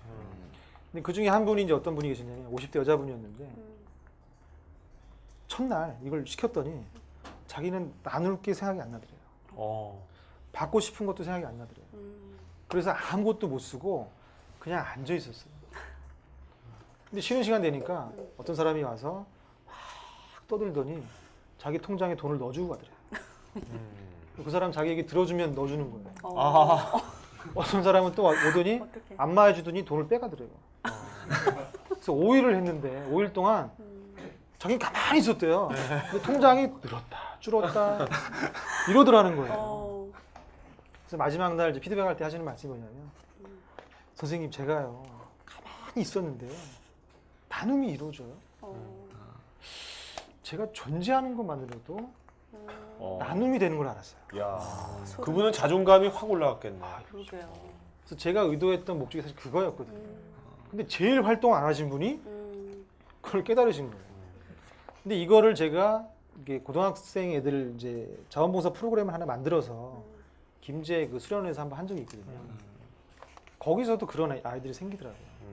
자기는 요리사가 꿈인데 자기는 요리를 나누겠다 하고 이렇게 앉아서 이렇게 사람들한테 이제 가서 이제 해주는데 아이들이 그렇게 열심히 들을 줄 몰랐다는 거예요. 네. 자기가 탕수육 만드는 법을 레시피를 공개했는데 거기서 자신감 얻는 거예요. 내가 이걸 할 수 있구나. 그래서 끝나는 날 울어요. 감동. 졸업식 때도 안 오는 애들이 2박 3일 하고 우는 거예요. 야 이게 정말 효과가 있구나. 라는 생각을 좀 했거든요. 진짜 말씀만 들어도 굉장히 감동적인데 초등학생들은 렛츠게임을 하면 어떤 반응이 오는지 궁금해요. 일단 이제 모으는 애가 이제 있죠. 분명히 이제 휴지가 될 걸 알면서도 모으기만 해요. 계속 가서 나눔만 하는 거예요. 계속. 그 나중에 너 뭐 할래? 그걸로 그냥 모으는 거예요. 그런 애도 있고 전혀 아무것도 안 하는 애들. 서로 이제 왔다 갔다 하는 애들도 있고. 저는 이제 안 하는 애들은 사실 가만 두거든요. 네. 왜냐하면 보는 것만으로도 배우거든요. 아, 근데 이제 기본적으로 선생님들은 무슨 생각이 있냐면 내가 하지 않으면 쟤를 뭘 움직이지 못하게 하면 내가 역할을 못했다고 생각하는 거예요. 그렇죠. 저는 그냥 둬요. 두면 그 안에서 사실 배우는 게 있거든요. 네. 여기 선생님이 이 책에서 쓰신 방법이 제가 그 숫자적으로 다 세보니까 30가지 정도 나오더라고요. 그 교육 방법이. 근데 그런 방법들이 되게 재밌고 창의적이고 굉장히 나도 한번 그 애들한테 해보고 싶다 그런 생각이 많이 들었어요. 근데 그런 방법들은 그런 아이디어를 어디서 얻어가지고 어떻게 개발하나요? 이게 이제 다른 데서 배운 것도 있고요. 제가 원래 하던 것과 배운 것을 조합해서 새롭게 만든 것도 있고요. 그러니까 저는 이제 9년 동안 머릿속에 뭐만 있냐면 나눔만 있는 거예요. 그러니까 뭐 눈에는 뭐만 보인다고. 네. 제가 보는 건 다 나눔만 보이는 거예요. 요즘에 관심 있는 게 이제 뭐냐면 음식 나눔에 관심이 있거든요. 그러니까 음식 보면요 나눔만 생각나는 거죠. 그래서 살이 좀 더 찌셨나 봐요. 그렇죠. 음식의 나눔이라는 게 어떤 건가요? 그러니까 기존에 우리가 음식 나눔하면 음식을 나눈다고 생각해요. 예. 저는 약간 이제 본원적인 부분을 치고 들어가서 음식의 재료에 대해서 좀 고민을 해봤어요. 이 음식의 재료들이 어디서 오는가? 네. 그걸 가지고 우리가 뭘 해먹는가? 이런 고민을 해봤는데요. 지금 환경교육센터하고도 이제 얘기를 했던 이제 프로그램인데 뭐냐면 요리사를 한번 모셔가지고요. 요리를 해요. 근데 테마가 재료예요. 예를 들어 무를 가지고 왔는데 그럼 무를 가지고 요리를 하면서 무의 일생에 대해서 생각해보는 거예요. 무가 어떻게 자랐고 어떤 과정을 거쳐서 여기까지 왔고 만약에 수입무라면 야. 어디서 수입이 됐는가 네. 이런 토크를 하는 거죠. 야, 생명의 존중성 느끼거든. 아니, 그게 이제 하나의 진짜요? 테마를 잡아가지고요. 네. 괜찮다. 그 김장용 재료라든가 네. 야. 뭐 무슨 과일 가지고 한다든가 그렇게 하게 되면 사실은 요리하러 오는 거예요. 그러니까 이거를 저는 이제 마을에 넣고 싶은 거거든요. 마을 사람들이 모여서 사실 할 얘기가 없어요. 그렇죠. 근데 이제 요리하면서 요리 재료 가지고 얘기를 하면서 소통이 되는 거죠. 서로 아는 얘기 할 거 아니에요. 그러면서 서로 이제 배우는 거죠. 그리고 환경에 대한 고민도 하게 되고 자연스럽게 소통도 하게 되고 한 4회 정도 하면 요리를 4번이나 했는데 안 친해질 수가 없잖아요. 네. 끝나고 또 먹을 거니까. 아, 것도 그럼 기억하고 저희가 있어요. 어렸을 때 왜 저희 점심 그때는 쌀밥, 보리밥 쌀밥 먹는 것도 굉장히 그러면 늘 선생님이 묵념을 시켰거든요. 지금 여기 쌀밥을 먹기까지 농부들이 얼마나 애쓰는지 묵념 이러고 점심을 먹었는데 99번 그것도 사실 지금 선생님이 얘기하시는 거하고 같은 맥락입니다. 같은 맥락인데 저는 조금 더 나눔의 의미를 네. 좀 더 넣은 거죠. 어떻게 보면 그게 컨텐츠하고도 연결이 되네요. 지금 나눔 컨텐츠. 근데 이게 매번 모든 걸 보실 때마다 9년 동안 다 나눔이라는 걸 항상 보잖아요. 그러면 뭐 결혼도 하셨잖아요. 네. 그러면 이제 사모님이 안 좋아할 것 같은데. 안 좋아하죠. 네? 네. 집에 오면 처박혀서 뭐 책만 보고 뭐 연구만 하고 있으니까. 그럼 매번 나눠주려고 그러고 나눔하고. 뭐 그거야 고피디님도 마찬가지 아니에요? 뭐가요? 저는 너무 바쁘셔서 혹시 독신이신가요? 오늘 여쭤봤어요. 집에서 저는 저희 부인의 입장으로서 별로 안 좋아할 것 같아요. 네. 그 점에 대해서는요. 나누지 저희 못하는. 같은 하숙생이잖아요. 네, 맞아요. 자 그럼 집에 계신 사모님들에 대해서는 어떻게 나눔을 실천하실 건지 한번 얘기해 주시죠. 좋은 질문이시네요. 일단 뭐 나는 게스트가 궁금해요. 아니니까. 네. 저한테. 저는 솔직히 이제 기부업했고요. 왜냐하면 이제 일 자체가 그러니까 학교를 그만둔 이유 중에 하나도 시간이 너무 부족하더라고요. 톨스토이도 톨스토이도 그냥 혼자서 죽었어요. 그 그러니까요. 기차역에서. 네, 불쌍하잖아요. 그렇게 죽으시면 안 되시잖아요. 네, 저는 이제 그래서, 농담이고. 이게 좀 네. 용서를 구하는 편이죠. 네. 네. 그런데 완전히 이제 사모님의 이해가 없이는 이 일을 하실 수 없을 것 같아요. 그렇죠. 어느 정도 이해를 좀 해주니까 학교를 그만둔다고 했을 때도 제일 먼저 이제 좀 도움을 준 친구가 이제 집사람이었고. 근데 제가 보기에는 이해를 안 해도 했을 것 같아요. 이해를 안 해도. 그렇죠. 아니 저는 그렇지 뭐. 그렇지 않아요? 이해를 안 하고 하시는 거죠. 저는 할 건데. 집사람이 이해 안 한 거는 그냥 했을 텐데 부모님이 이해 못 하시는 건 사실 못했을 것 같아요. 근데 이제 부모님을 설득을 집사람이 했거든요. 네. 제가 만약에 그랬으면 저희 엄마나 아빠께서는 야 이 미친놈아 그런 거 왜 때려치려고 얘기를 하실 것 같은데 되게 빨리 결혼을 하세요. 아내분께서 하실 것 같잖아요. 되게 좀 결정하는데 또 쉽지는 않았을 것 같아요. 그렇죠. 한 3개월 정도 고민했었죠. 자 그러면 약간 뭐 아까 이제는 뭔가 앞으로는 이제 단순히 나눔 수업 교육이 아니라 뭔가 행동으로 운동으로 하고 싶다 그러셨잖아요. 네. 그러면 이제 뭐 그거는 그거고 만약에 지금 뭐 좀 있으면 이제 6월 4일 이제 교육감 선거 있잖아요. 교육감 네. 선거. 그러니까 본인이 네.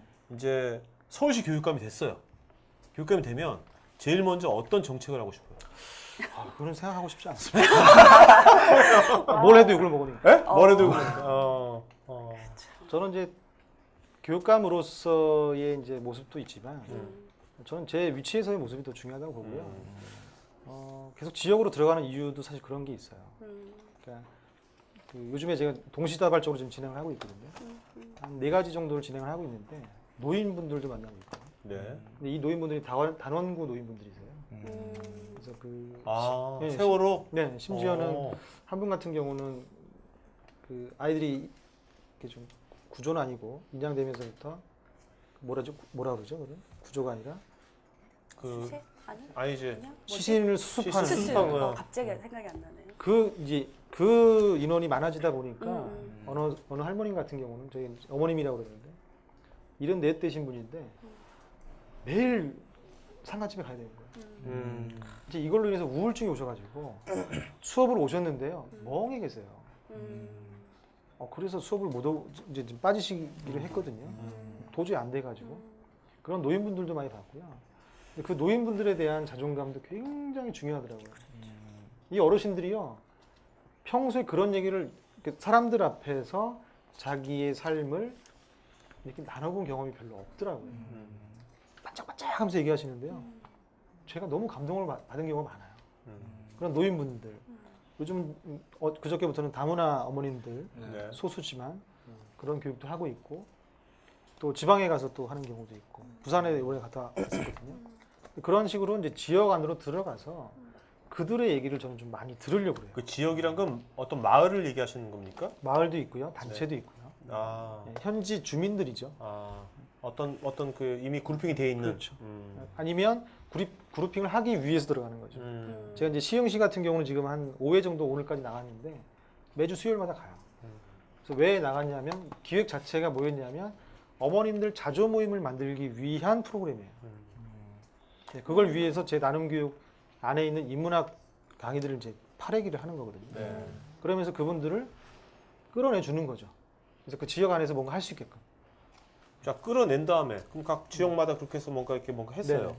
그 다음은 어떻게 되는 겁니까? 그 그다음은 이제 그분들끼리 하나의 공동체 형성이 되게 해주고요. 네. 거기 이제 복지사분들이나 기관 분들하고 연결을 시켜주는 거죠. 네. 그래서 그분들이 뭔가 액션을 취할 수 있게끔 계획을 짤 수 있게끔 해주는 거죠. 저는 이제 그 관계를 끊어버리는 게 아니라 지속적으로 관계를 하면서 물론 많이는 못하겠죠. 네. 지속적으로 하면서 그분들이 이후에 어떤 삶들을 살 수 있는가에 대해서 제시라든가 어떤 뭐 피드백이라든가 이런 걸 해줄 수가 있는 거죠. 어떤 풀뿌리 운동 같은 예, 뭐 그런 소금으로 비슷한- 자활하게끔 이렇게 생명을 그러려다 불어넣어준다는 보니까 시간이 거는 도저히 안 되더라고요, 학교에 있으면. 예. 그 나눔 교육에서 운동으로 하고 싶다는 말씀을 네. 하셨는데 그럼 저 같은 경우도 하고 싶다는 생각이 지금 굉장히 많이 생긴 상태예요. 이제 말씀을 듣다 보니까 네네. 더 많이 생겼는데 그럼 저 같은 사람이 음. 뭔가 실천을 하려고 한다면 가장 쉽게 뭐부터 하면 좋을까요?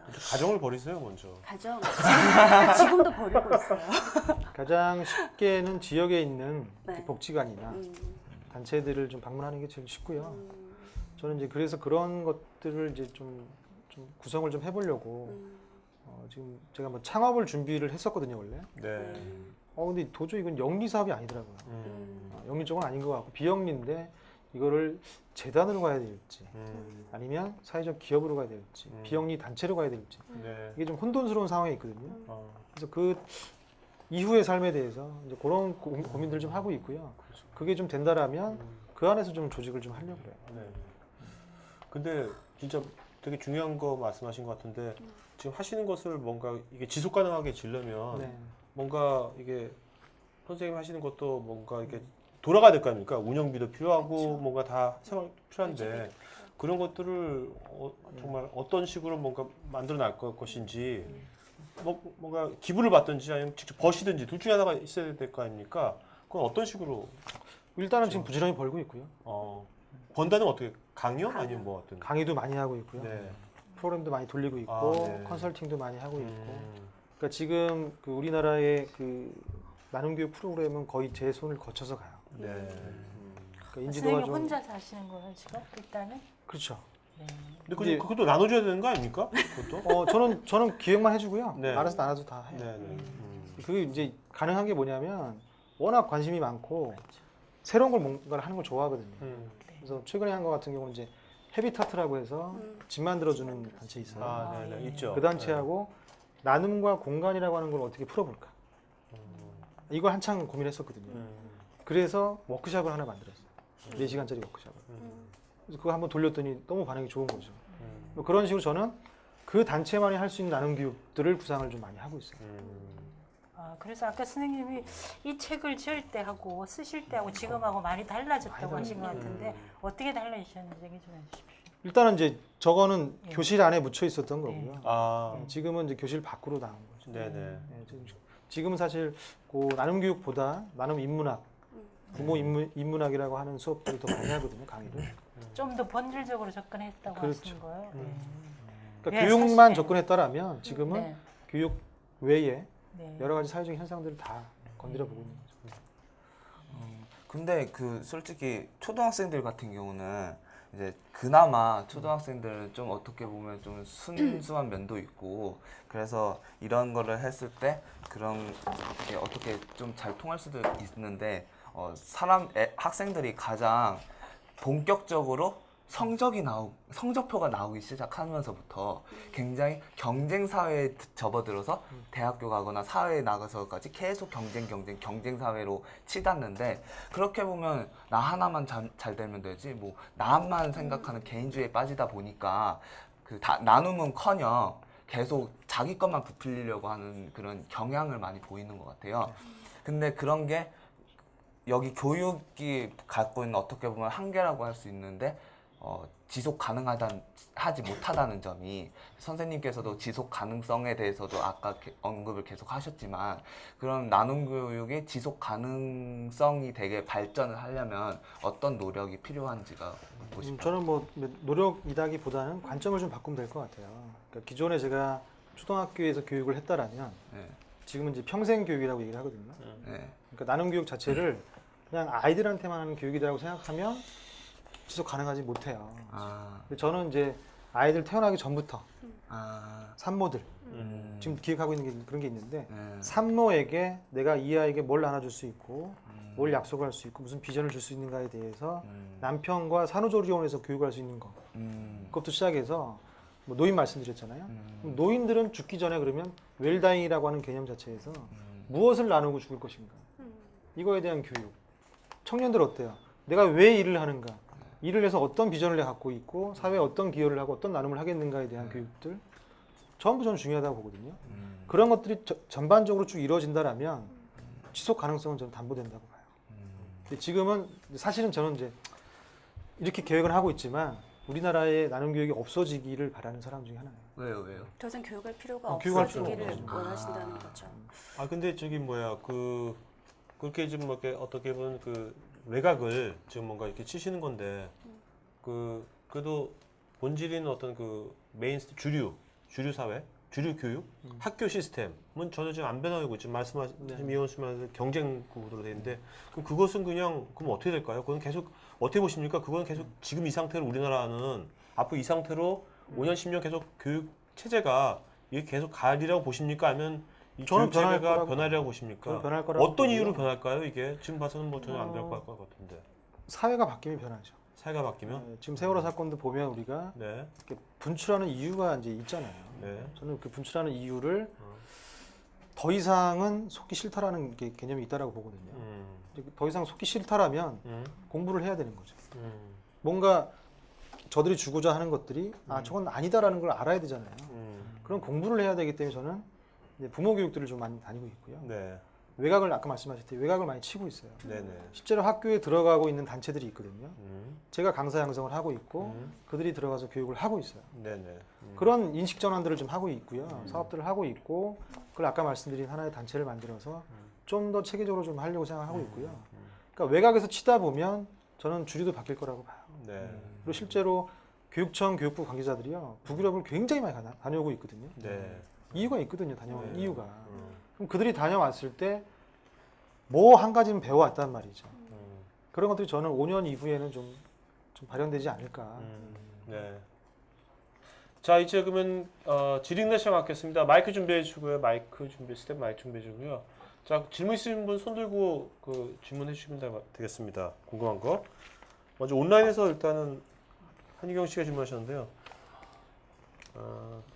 자존감이 낮아서 문제가 될 경우 자신의 자존감을 높이기 위한 방법은 무엇이 있을까? 아까 TV 말씀하셨잖아요. 그거 말고 또 다른 거 있을까요? 뭐 제일 좋은 건 좋은 사람하고 좋은 시간을 보내는 게 제일 좋죠. 그래서 저는 이제 가족끼리 뭔가 할 수 있는 시간들, 가족에게서 좀 위안을 받을 수 있는 시간들을 좀 많이 가지면 내 자체가 그렇게 쓸모없는 인간이 아니구나. 다른 걸 좀 받을 수 있는데 가족마저도 안 된다면 뭐 친한 친구라든가 그러니까 사람과 관계를 통해서 좀 풀어야 되지 않을까. 네, 또 질문. 네, 마이크 전달해 주세요. 마이크. 안녕하세요. 저는 오진주라고 합니다.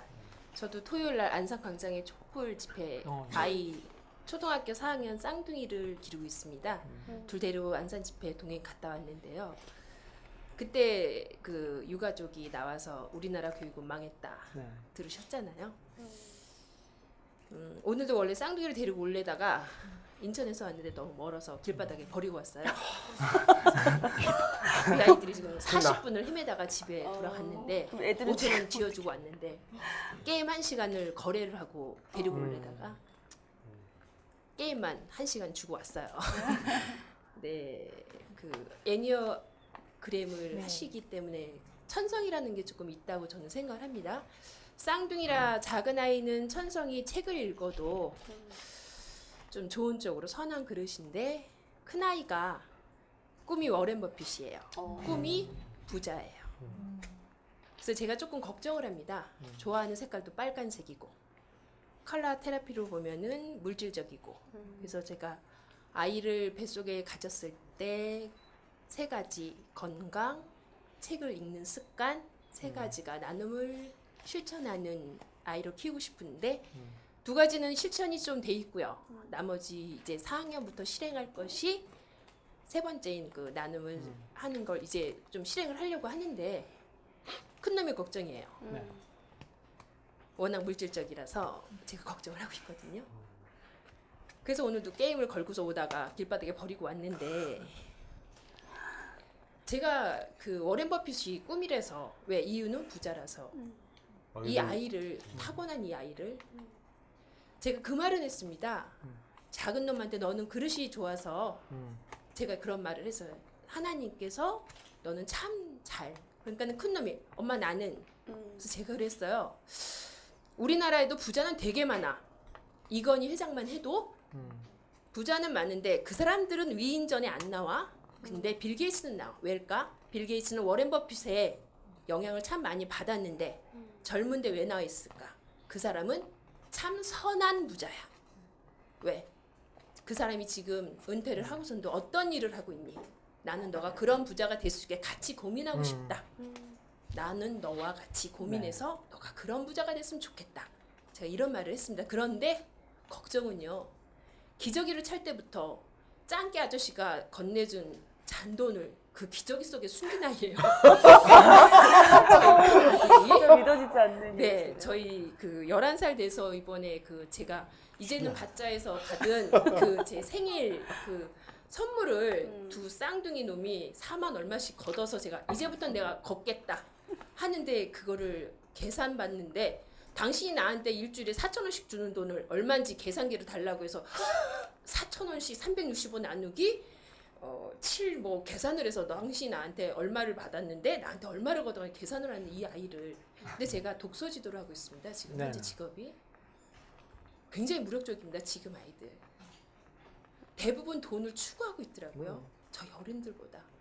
근데 제가 걱정이 지금 아이들을 가르치면서 우리들보다 더 물질적인 이 아이들을 가르치는데 그럼 그 아이들한테 어떻게 기부라는 거, 나눔이라는 걸 어떻게 가르쳐야 되는지 가르쳐 주십시오. 가르쳐 드리겠습니다.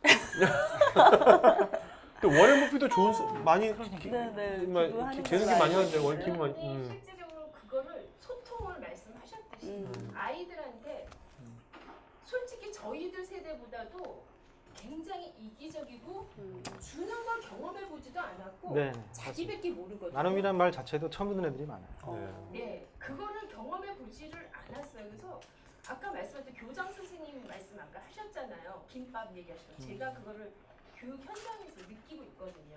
아, 내가 정말 소통을 어떻게 아이들하고 할지를 제가 느끼고 있기 때문에 제가 제 아들을 제가 어떤 유산으로 물려주고 싶은 삶을 제가 꼭정리를 데려간다 한들 얘가 내가 왜 줘야 되지? 왜냐하면 제가 여기 엄마 서를 왜 끌고 가? 2시간씩 걸리는데 게임 1시간 줄게.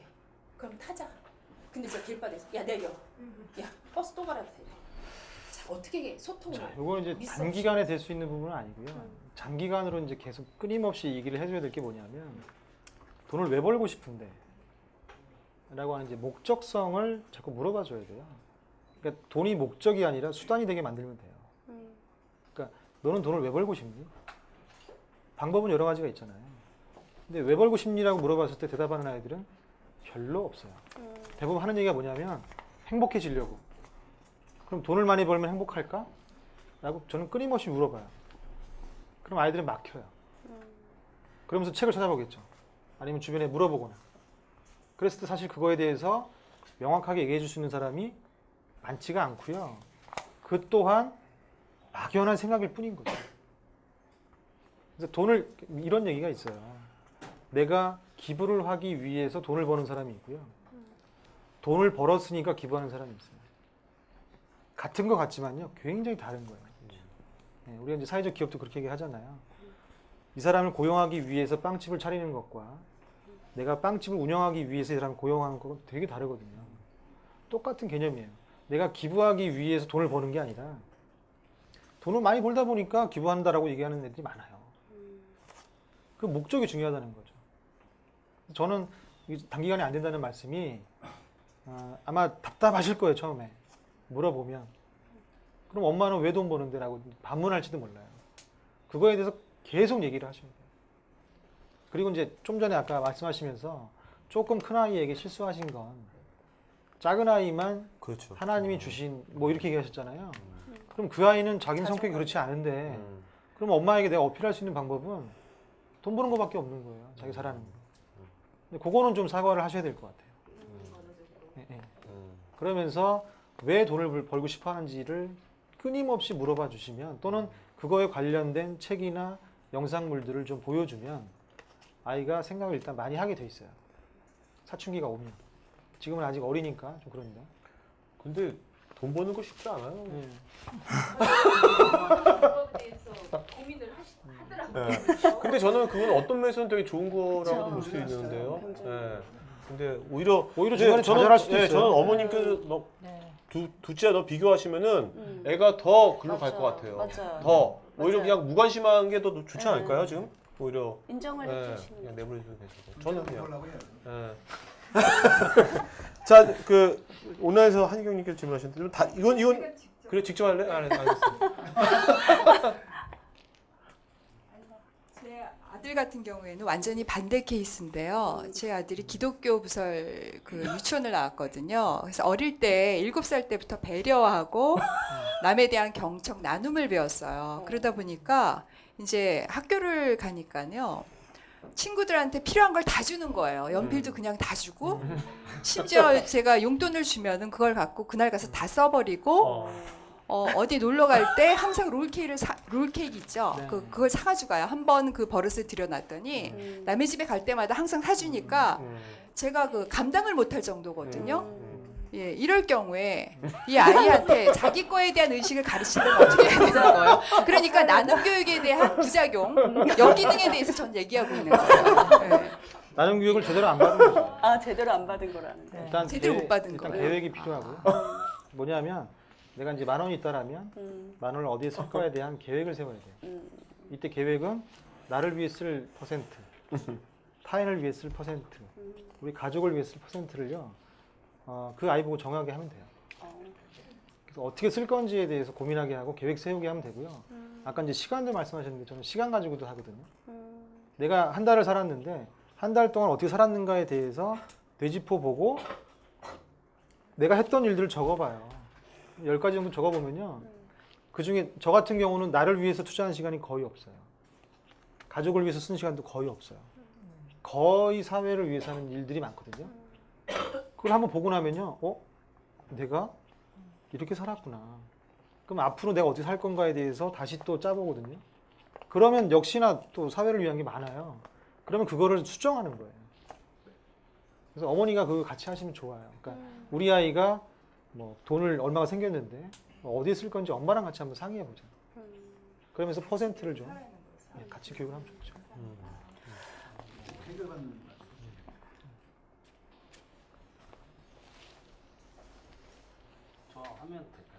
아까 이거 하시지 않았나요? 못해가지고 잘렸어요.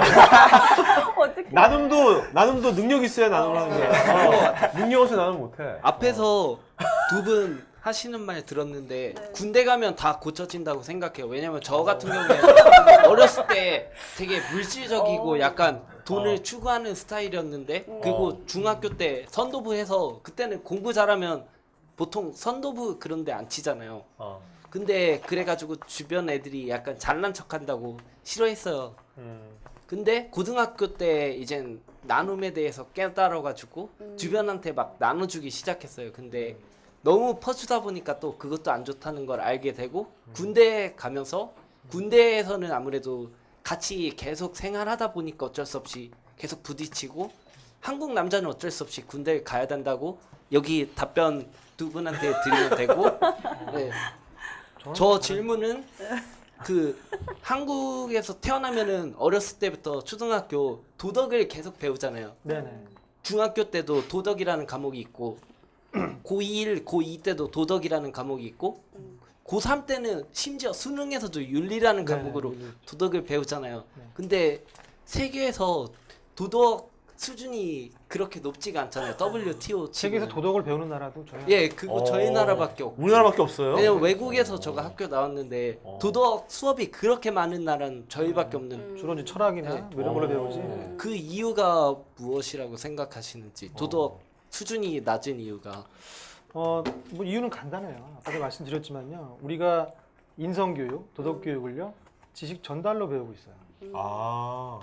가치 교육인데 내가 어떻게 판단을 해서 선택을 해야 되는 가치인데 그거를 일방적으로 주입받고 있거든요.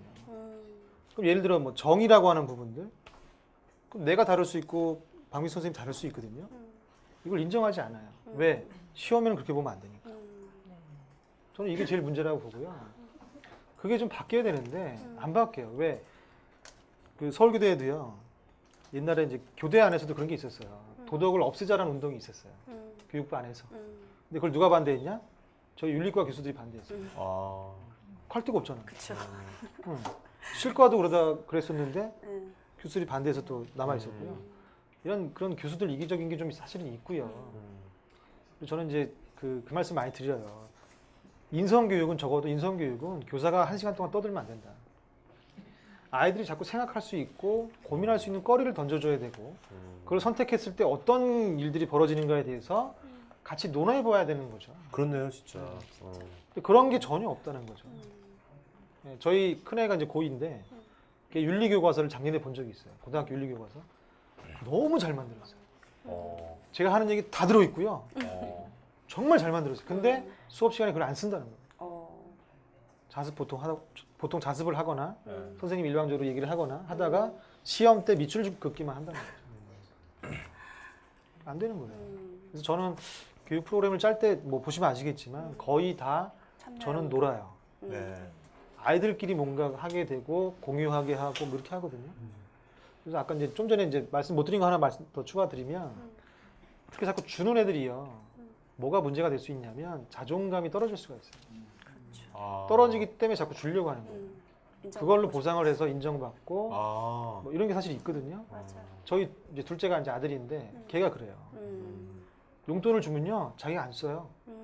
다 동생 뭐 사주고 누나 뭐 사주고 그리고 옷도 막 잃어버려도 뭐 아무렇지도 않아요. 얘가. 그런 개념이 있는데 걔가 자기 얘기를 안 해요 집에 오면. 누구 얘기만 하냐면 엄마 오늘 누가 뭐 했는데 뭐 엄마 선생님 누가 뭐 자기 얘기는 없어요. 이 대화 중에. 근데 그 이유가 이제 보통 자존감이 좀 많이 떨어져서 그러거든요. 그거를 좀 올려주시는 활동들을 많이 해주셔야 돼요. 근데 사실 저는 아까부터 질문을 하고 싶었던 게 이제 자존감 높일 때 가족하고 나누고 이런 얘기를 하셨을 때부터 질문하고 싶었던 게 사모님하고 자녀분을 이제 있으신데 네. 사모님하고 자녀분들의 자존감은 어떤지 궁금했거든요. 거의 바닥이죠. 저는 일종의 좀, 네. 이렇게 좀 방임형이어서 그러니까, 집사람하고 아이들하고 그 공부 때문에 너무 많이 싸워요. 그러니까 제가 어떻게 보면 약간 방패막이 좀 해주고 있는 셈인데 그러다 보니까 그 이상의 것들을 잘 못하는 편이에요 지금. 근데 집사람이 이제 많이 바뀌긴 했어요. 제가 끊임없이 얘기하기도 했고 이 책이 나왔는데요. 이 책을 안 읽어도 다 알겠다는 거예요. 한번 봤는데 다 네가 했던 얘기다. 계속 얘기하는 거죠. 그래서 아직은 좀 참고 있는 편이고 이제 우리 아이들이 이제 막내는 좀 어리지만 둘째까지 정도 고등학교 졸업할 이후가 되면 좀 많이 해볼 수 있지 않을까 생각이 들고요. 큰애 같은 경우는 공부를 지금 너무 못해요. 대학을 이제 안 간다고 선언을 했어요. 네. 안 가는 게 아니라 못 가는 거죠 사실은. 근데 이제 그 친구랑 지금 여름에 뭘 하려고 하냐면 제가 인문학 할 때 보여주는 영화들이 있거든요. 이 영화들을 좀 이제 보여주고 얘기를 좀 하려고 그래요. 네가 좀 있으면 민증이 나오는데 얘는 이제 인생 자체를 이제 그걸 기준으로 보더라고요. 민증 전과 이후. 새로운 삶을 살려고 하는데 제가 좀 도움을 좀 주시려고 그래요. 엄마한테 너무 지금 핍박받고 있어서. 자, 또 질문. 네. 마이크.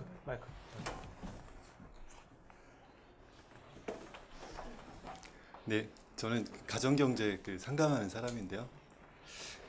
언젠가 아이들한테 그런 질문을 받은 적이 있습니다. 어린이들이 취재를 왔어요. 경제가 뭐예요? 라고 할 때 저는 이제 이뭐 정답은 없겠지만 경제학에서 배웠던 그 돈의 흐름이다 라는 얘기를 제가 했고, 두 번째는 먹고 사는 거다라는 얘기를 제가 했거든요. 물론 뭐 제가 말한 게 정답은 아니겠지만, 근데 아까 나눔이라는 교육이 없어질 정도로 나눔에 대한 또 이런 문화가 정착이 돼야 된다라고 저도 생각을 하고 있고, 그래서 그거 자체, 그래서 결국엔 뭐냐면 지금 어떤 소득과 분배에 대한 문제가 개인의 나눔의 정서회적인 뭐 그런 부분에서가 아니라 사회적인 차원에서의 소득과 불평등 또는 분배에 대한 얘기들이 진행되지 않을까. 자, 경제민주화를 필두로 1년 전에 박근혜 대통령이 경제민주화였잖아요. 키워드는. 거기에 대한 뭐 정치적 견해까지는 모르겠지만 경제민주화, 지금 생각하는 나눔의 교육의 전문가로서 경제민주화에 대한 좀 생각을 듣고 싶고요. 아까 이제 워런 버핏 말씀하셨지만 과연 착한 부자가 가능할까라는 생각을 좀 해요.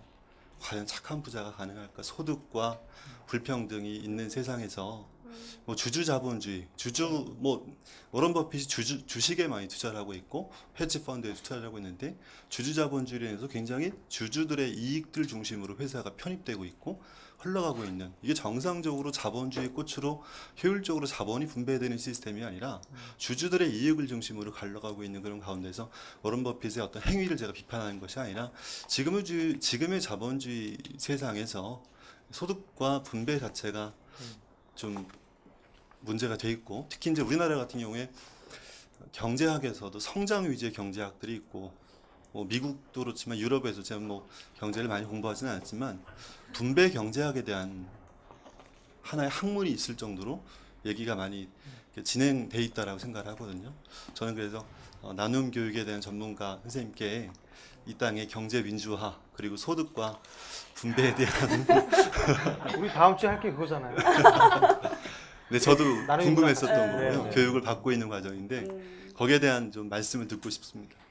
미리 그래서 이제, 선수학습 어제 이제 잠깐 얘기했지만 근데 저는 그렇게 봐요. 그러니까 우리가 낸 세금들이, 그러니까 분배라고 하는 개념 자체가 걷는 게 있으니까 분배가 있는 거거든요.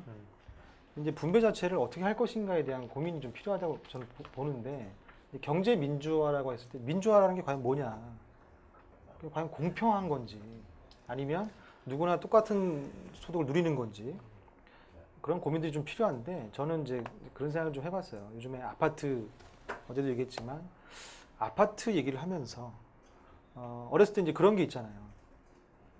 아파트에 사는 사람들은 되게 좋아 보이잖아요. 그러니까 내가 좋아 보이게 살려면 아파트에 들어가야 되는 거예요. 그렇죠? 네. 근데 지금 그게 더 심화돼 있어요, 사실은. 대단지에 갈수록 편안한 삶을 살게 돼 있거든요. 근데 분양가가 너무 높아요. 근데 거기에 못 들어가는 사람은 어떻게 되느냐? 편하게 살 수 없더라는 거죠. 혜택을 많이 못 누리는 거죠. 똑같이 세금을 내고 있는데. 그러니까 어떻게 보면 아파트의 분양가가 이제 많이 낸 사람들은 뭐냐면 세금을 2번 낸 거죠. 분명히 우리 동네에 공원이 있어야 됨에도 불구하고 공원은 없고 아파트 안에는 공원이 있어요. 근데 이건 이 사람들이 낸 거니까 뭐라고 할 수는 없단 말이에요. 네. 근데 사실은 이거를 국가에서 해줘야 되는 부분이 있는 거죠. 근데 그런 민주화도 사실은 좀 필요하다고 저는 보고요. 또 한 가지는 우리가 이제 뭐라 그래야 돼요?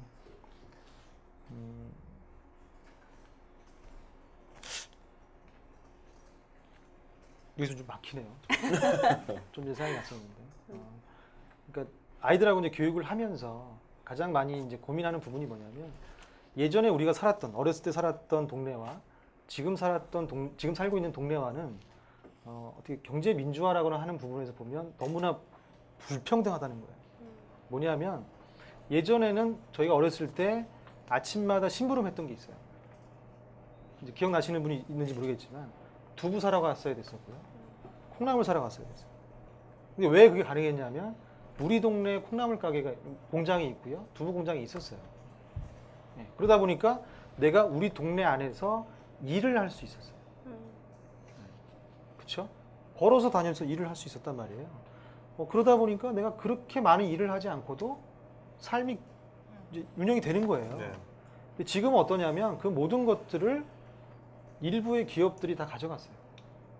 그래서 내가 이제 일을 하려면 그 기업에 들어가야 되는 거예요. 창업? 꿈도 꿀 수가 없는 거죠. 우리가 이제 국풍 81때 나왔던 정수라의 아대한민국은 이제 물 건너 간 거예요. 왜냐하면 내가 빵집에서, 그러니까 파티셰가 되고 싶으면 옛날에는 빵 기술을 배워서 동네에서 빵집을 내면 되는 거예요. 근데 지금은 내가 파티셰가 되려면 기업의 취지. 어느 기업에 들어갈 수밖에 없는 거예요. 내가 만들고 싶은 빵을 만들 수가 없어요. 그들이 만든 그 레시피대로만 만들 수밖에 없는 거예요. 그러한 것들이 사실은 개인의 책임으로 많이 돌리는 부분도 있고요. 산업 구조 자체가 누구에게만 유리한 쪽으로 간다라는 거죠. 그래서 우리 지역 안에서 삶을 영위할 수 있었던 과거에 비해서 지금은 내 삶 자체를 우리 지역 안에서 영위할 수 없는 구조로 만들었다는 거예요. 저는 이건 비민주화라고 보거든요. 내가 왜 내가 살고 있는 곳에서 편하게 살 수가 없느냐. 이거는 사실은 고민을 좀 더 해봐야 되지 않을까. 제가 그래서 얼마 전부터 마트를 안 가요. 파리박, 무슨 빵집도 안 가고. 안 가는 이유가 뭐냐면, 그들이 수익이 나면 그 수익이 어디로 가느냐. 우리 동네로 오는 게 아니거든요, 사실은. 그래서 지역 경제를 좀 살리고 싶어서. 왜냐하면 내가 살아가야 될 동네이기 때문에 우리 동네가 돈이 많아야 나한테도 쓸 돈이 생기고 가로등도 바꿔주고 이러잖아요. 그게 안 되니까 자꾸 개인의 책임으로 돌려서 분양가를 올리는 건데 그런 것들이 좀 저는 교육 안에서 이루어져야 되지 않을까. 근데 이게 사실은 교육 안에서 이루어지지 못하고 있죠. 네. 약간 좀 편협하다라는 이유 때문에 저는 오히려 지금이 더 편협하지 않을까. 그런 생각을 좀 해봅니다. 네. 자, 또 다른 질문 아까 또 있지 않나요? 네. 네. 또 질문 없으신가요? 네. 네. 여기 마이크 좀. 지금 단체에서 나오셨으니까 제3자의 입장에서 말씀을 하실 수 있지 않을까 싶으신데요. 네. 제가 얼마 전에 2월달에 그 폭설이 좀 내렸을 때 경주 신라고에서 자기주도 학습 강의를 하러 갔었습니다. 근데 지금은 그 교사에서 나오셨는데 그때 폭설이 10년 만에 경주에 많이 내렸는데 제가 좀 분노를 했었습니다. 다름이 아니라 제가 그때 고등학교 2학년 경주 그 아이들을 가르치게 6일 동안 자기주도 학습 강의를 하러 갔는데 그 폭설이 내리면 눈싸움을 하고 싶잖아요. 사람 심리가. 40대인 저도 눈싸움을 하고 싶어서 했는데 교장 선생님께서 그걸 못하게 하시더라고요. 기숙사에 있는 아이들을. 그래서 제가 저희들을 초빙을 이렇게 선생님을 해서 그렇게 한 어떤 큰 돈을 해서 프로젝트 한 그 의도가 너무나 좋으신 거, 굉장히 좋은 어떤 취지를 갖고 하신 그런 좋은 마음을 가지신 거를 높게 하는데 제가 또 그 이후에 그 어떤 소통을 아이들과 하면서 그걸 들었을 때 제가 아이와 그 소통되지 않는 어떤 그 교육계에 대한 분노라고 할까요? 지금 제가 초등학교 4학년을 아이들을 기르면서 저는 첫 아이이기 때문에 남자 선생님들이 학교에 굉장히 없으세요. 비율이. 남자도 여성화되죠. 네. 근데 남자도 진짜 여성화돼서 저는 묻고 싶은 게 비율이 너무 없다는 건 여자 선생님들은 여자들의 시각에서 아이들을 바라봅니다. 네. 즉 여자 시각에서 판단하기 때문에 남자애들에 대해서 굉장히 부정적인 편견을 가질 수밖에 없습니다. 어쩔 수 없이 남자아이를 가진 입장에서 볼 때. 네. 그리고 그 학교에서 제가 봤을 때 담임을 제가 한 반을 맡아서 6일 동안 이렇게 했을 때 담임에 따라서 우등반 열등반을 하더라고요. 제가 2군의 학교를 갔는데 담임이 누구냐에 따라서 반 아이가 아까 말씀하신 대로 절반 이상이 퍼져 있었어요. 근데 담임이 열정적인 반의 아이들은 완전 다르더라고요. 제가 선생님들하고 이렇게 네. 이렇게 합숙을 하면서 봤더니 그래서 제가 느꼈습니다. 저도 뭐 이렇게 따로 수업을 하는 게 있지만 선생에 따라서 아이들이 이렇게 다르구나. 어떤 선생님의 반은 안 퍼져 있어요. 같은 열등반인데도. 근데 제가 맡은 반은 반이 퍼져 있어요. 근데 같은 열등반이에요. 예를 들어서 얘기를 한다면 담임 하나에 따라서 예를 들어서 이번에 우아한 거짓말 영화를 보면 거기서도 그러니까는 처음 간 선생님이 가장 열정적이시잖아요. 솔직한 말로. 그러면 교육계에서 교육은 망했다 했다듯이 가장 바뀌어야 될 집단은 저는 감히 저도 어른이라 네. 제가 저를 지적할 때 네. 어른이 잘못했기 때문에 교육이 망한 게 아니겠습니까? 솔직한 말로 어른이 이기적이기 때문에 이기적인 아이들을 양산하고 있지 않은가라고 저는 제 자신한테 얘기를 하고 있거든요. 그러면 교육 집단에 지금 교육을 맡고 있는 그 집단이 바뀌려면 지금 그 집단에서 지금 나와 계시니까 네. 초등학교를 하든 고등학교를 하든 어떻게 비율을 바꿔야지 그 아까 직업이 아니라 지금 직업이고 그냥 직장이라면 그거는 안 되잖아요. 네. 다른 데도 아니고 그 집단이 하면 아이들을 맡고 있는데 어떤 안을 제시해 주실 수 있을까요? 많이 분노하셨네. 뭐 저는 이제 요즘 생각하는 건요. 그러니까 제가 이제 말씀드렸잖아요. 나는 교육가일 때는 교육만 봤어요. 근데 지금은 뭐 정치, 경제 뭐 다 보는데 지금 말씀하신 대로 이제 교사들 문제도 사실은 있어요. 근데 개인적인 문제는요. 시스템 안에서 해결하기 정말 힘들어요. 일단 시스템 안에서 움직일 수가 없게 만들어 놨거든요. 이번에 뭐 세월호 집회도 못 나가게 했잖아요. 그래서 64분이 대통령 하야하시라고 페이스북에 글을 올려서 지금 화제가 되고도 있는데 그건 정말 죽을 각오하고 하는 거예요. 그렇게 요구하기는 어려울 것 같고요. 제가 봤을 때는 사회적 합의가 좀 필요하다고 봐요. 그러니까 핀란드 같은 경우는 교육부 장관이 한 명이 30년을 냈어요. 야. 그게 왜 가능했냐면 여와 야가 공동위원회를 구성했어요. 그 대표를 그 사람이 한 거예요, 오랫동안. 그만큼 백년지 대계를 보고 이제 50년 동안 투자를 했기 때문에 지금 핀란드가 발전을 한 거거든요. 근데 우리나라 같은 경우는 지금 내가 아무리 열심히 해도요, 예? 청문회 한 번 하잖아요? 그럼 교육 무너져요. 선생님, 저희 배운 거랑 왜 달라요? 할 말이 없습니다. 예. 이게 사회 자체가 바뀌지 않으면요, 아무리 우리 교사들이 노력을 하더라도 바뀌지 않는다고 저는 봐요. 그래서 어느 정도 사회적 합의를 통해서 세금 제도도 좀 바꾸고요, 정치 제도도 좀 바꾸고 여러 가지 좀 바뀌어야지만 교육도 같이 바뀌는 거지. 교육만 딱 바뀐다? 저는 그건 섬이라고 봐요. 우리 사회에서 섬 사실 필요 없거든요. 왜냐하면 얘네들 다시 나와야 되는데 섬에 있다 나오면 적응하기 힘들거든요. 그래서 저는 이게 좀 두리뭉실한 대답이 될 수도 있지만 전반적으로 사회가 바뀌어야지만, 그러려면 일단 우리의 모델링이 되고 있는 이렇게 좀 이런 분들이 먼저 바뀌어야 되지 않을까. 그거 없이는 저는 힘들다고 봐요. 그걸 위해서 저는 끊임없이 지금 뭐 운동하고 다니고 있는 거고요. 자, 이제 Q&A 시간 여기까지 마치는 걸로 하겠고요. 자, 저희가 지금 오늘 수고하신 김종환 쌤도 수고했지만 김영서 PD가 좀 아까 계속 수고해서 박수 부탁드리겠습니다. 네. 자, 그다음에 저희가 좀 이따가 이제 이 저자님들 요 책을 디자인을 했어요, 케이크에다가. 그래서 이따가 좀 있으면 요거 세레모니 할 거니까 보네르땅 베이커리라고 여기 이제 이 근처에 있습니다. 당근 케이크니까 여러분 나중에 이 근처 케이크점 같은 거 갈 때 여기서 케이크 하나 사주시면 좋겠어요. 그다음에 이 저희 북포럼 회원이죠.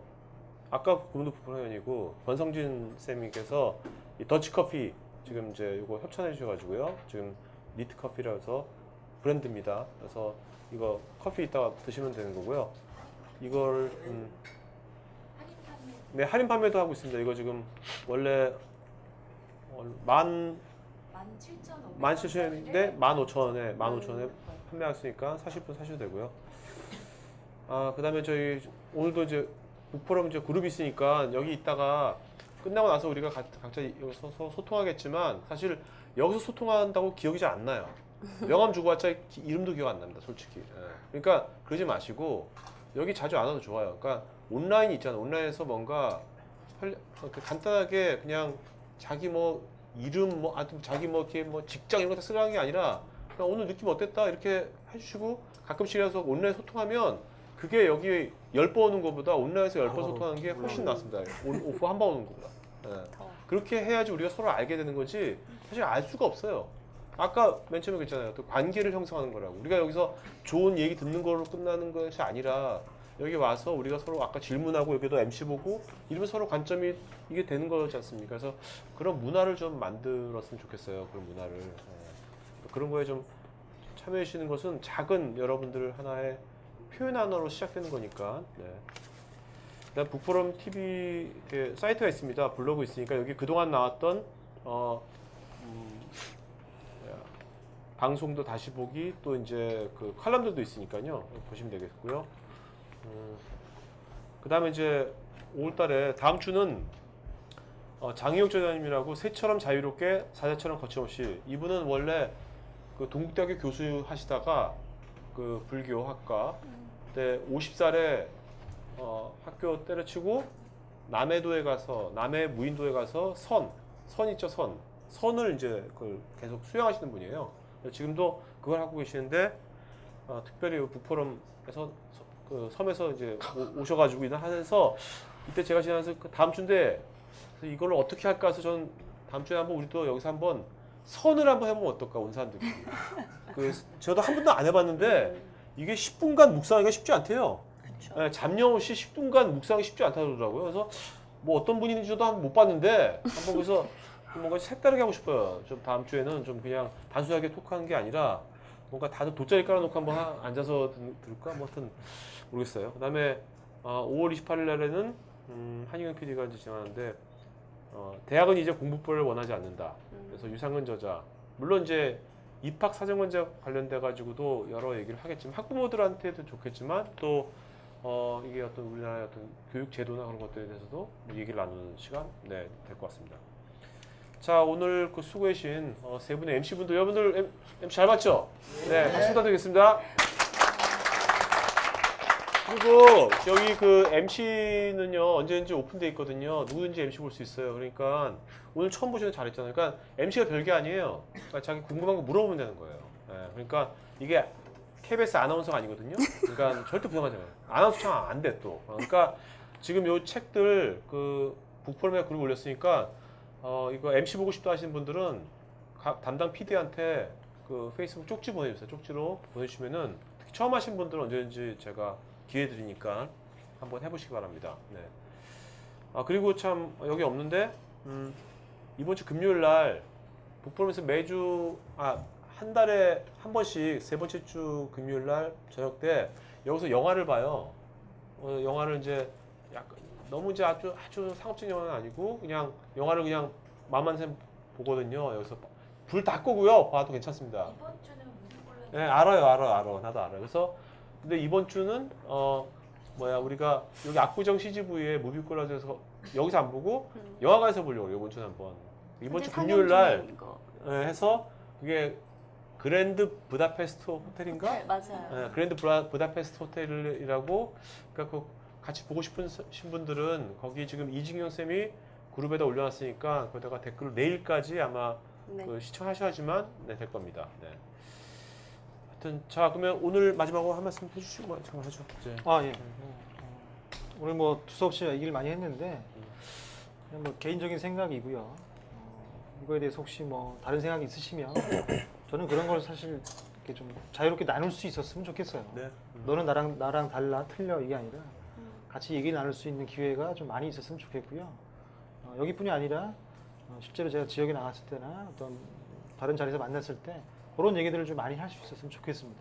그래서 이 땅에 나눔이라고 하면 단순히 뭐 돈이나 재능을 나누는 게 아니라 정말 모든 걸 나눌 수 있는 생활 속에서 모든 걸 나눌 수 있는 그런 사회가 됐으면 좋겠고요. 그런 바람으로서 저는 끝까지 죽을 때까지 일을 할 거니까 지켜봐 주셨으면 좋겠습니다. 네.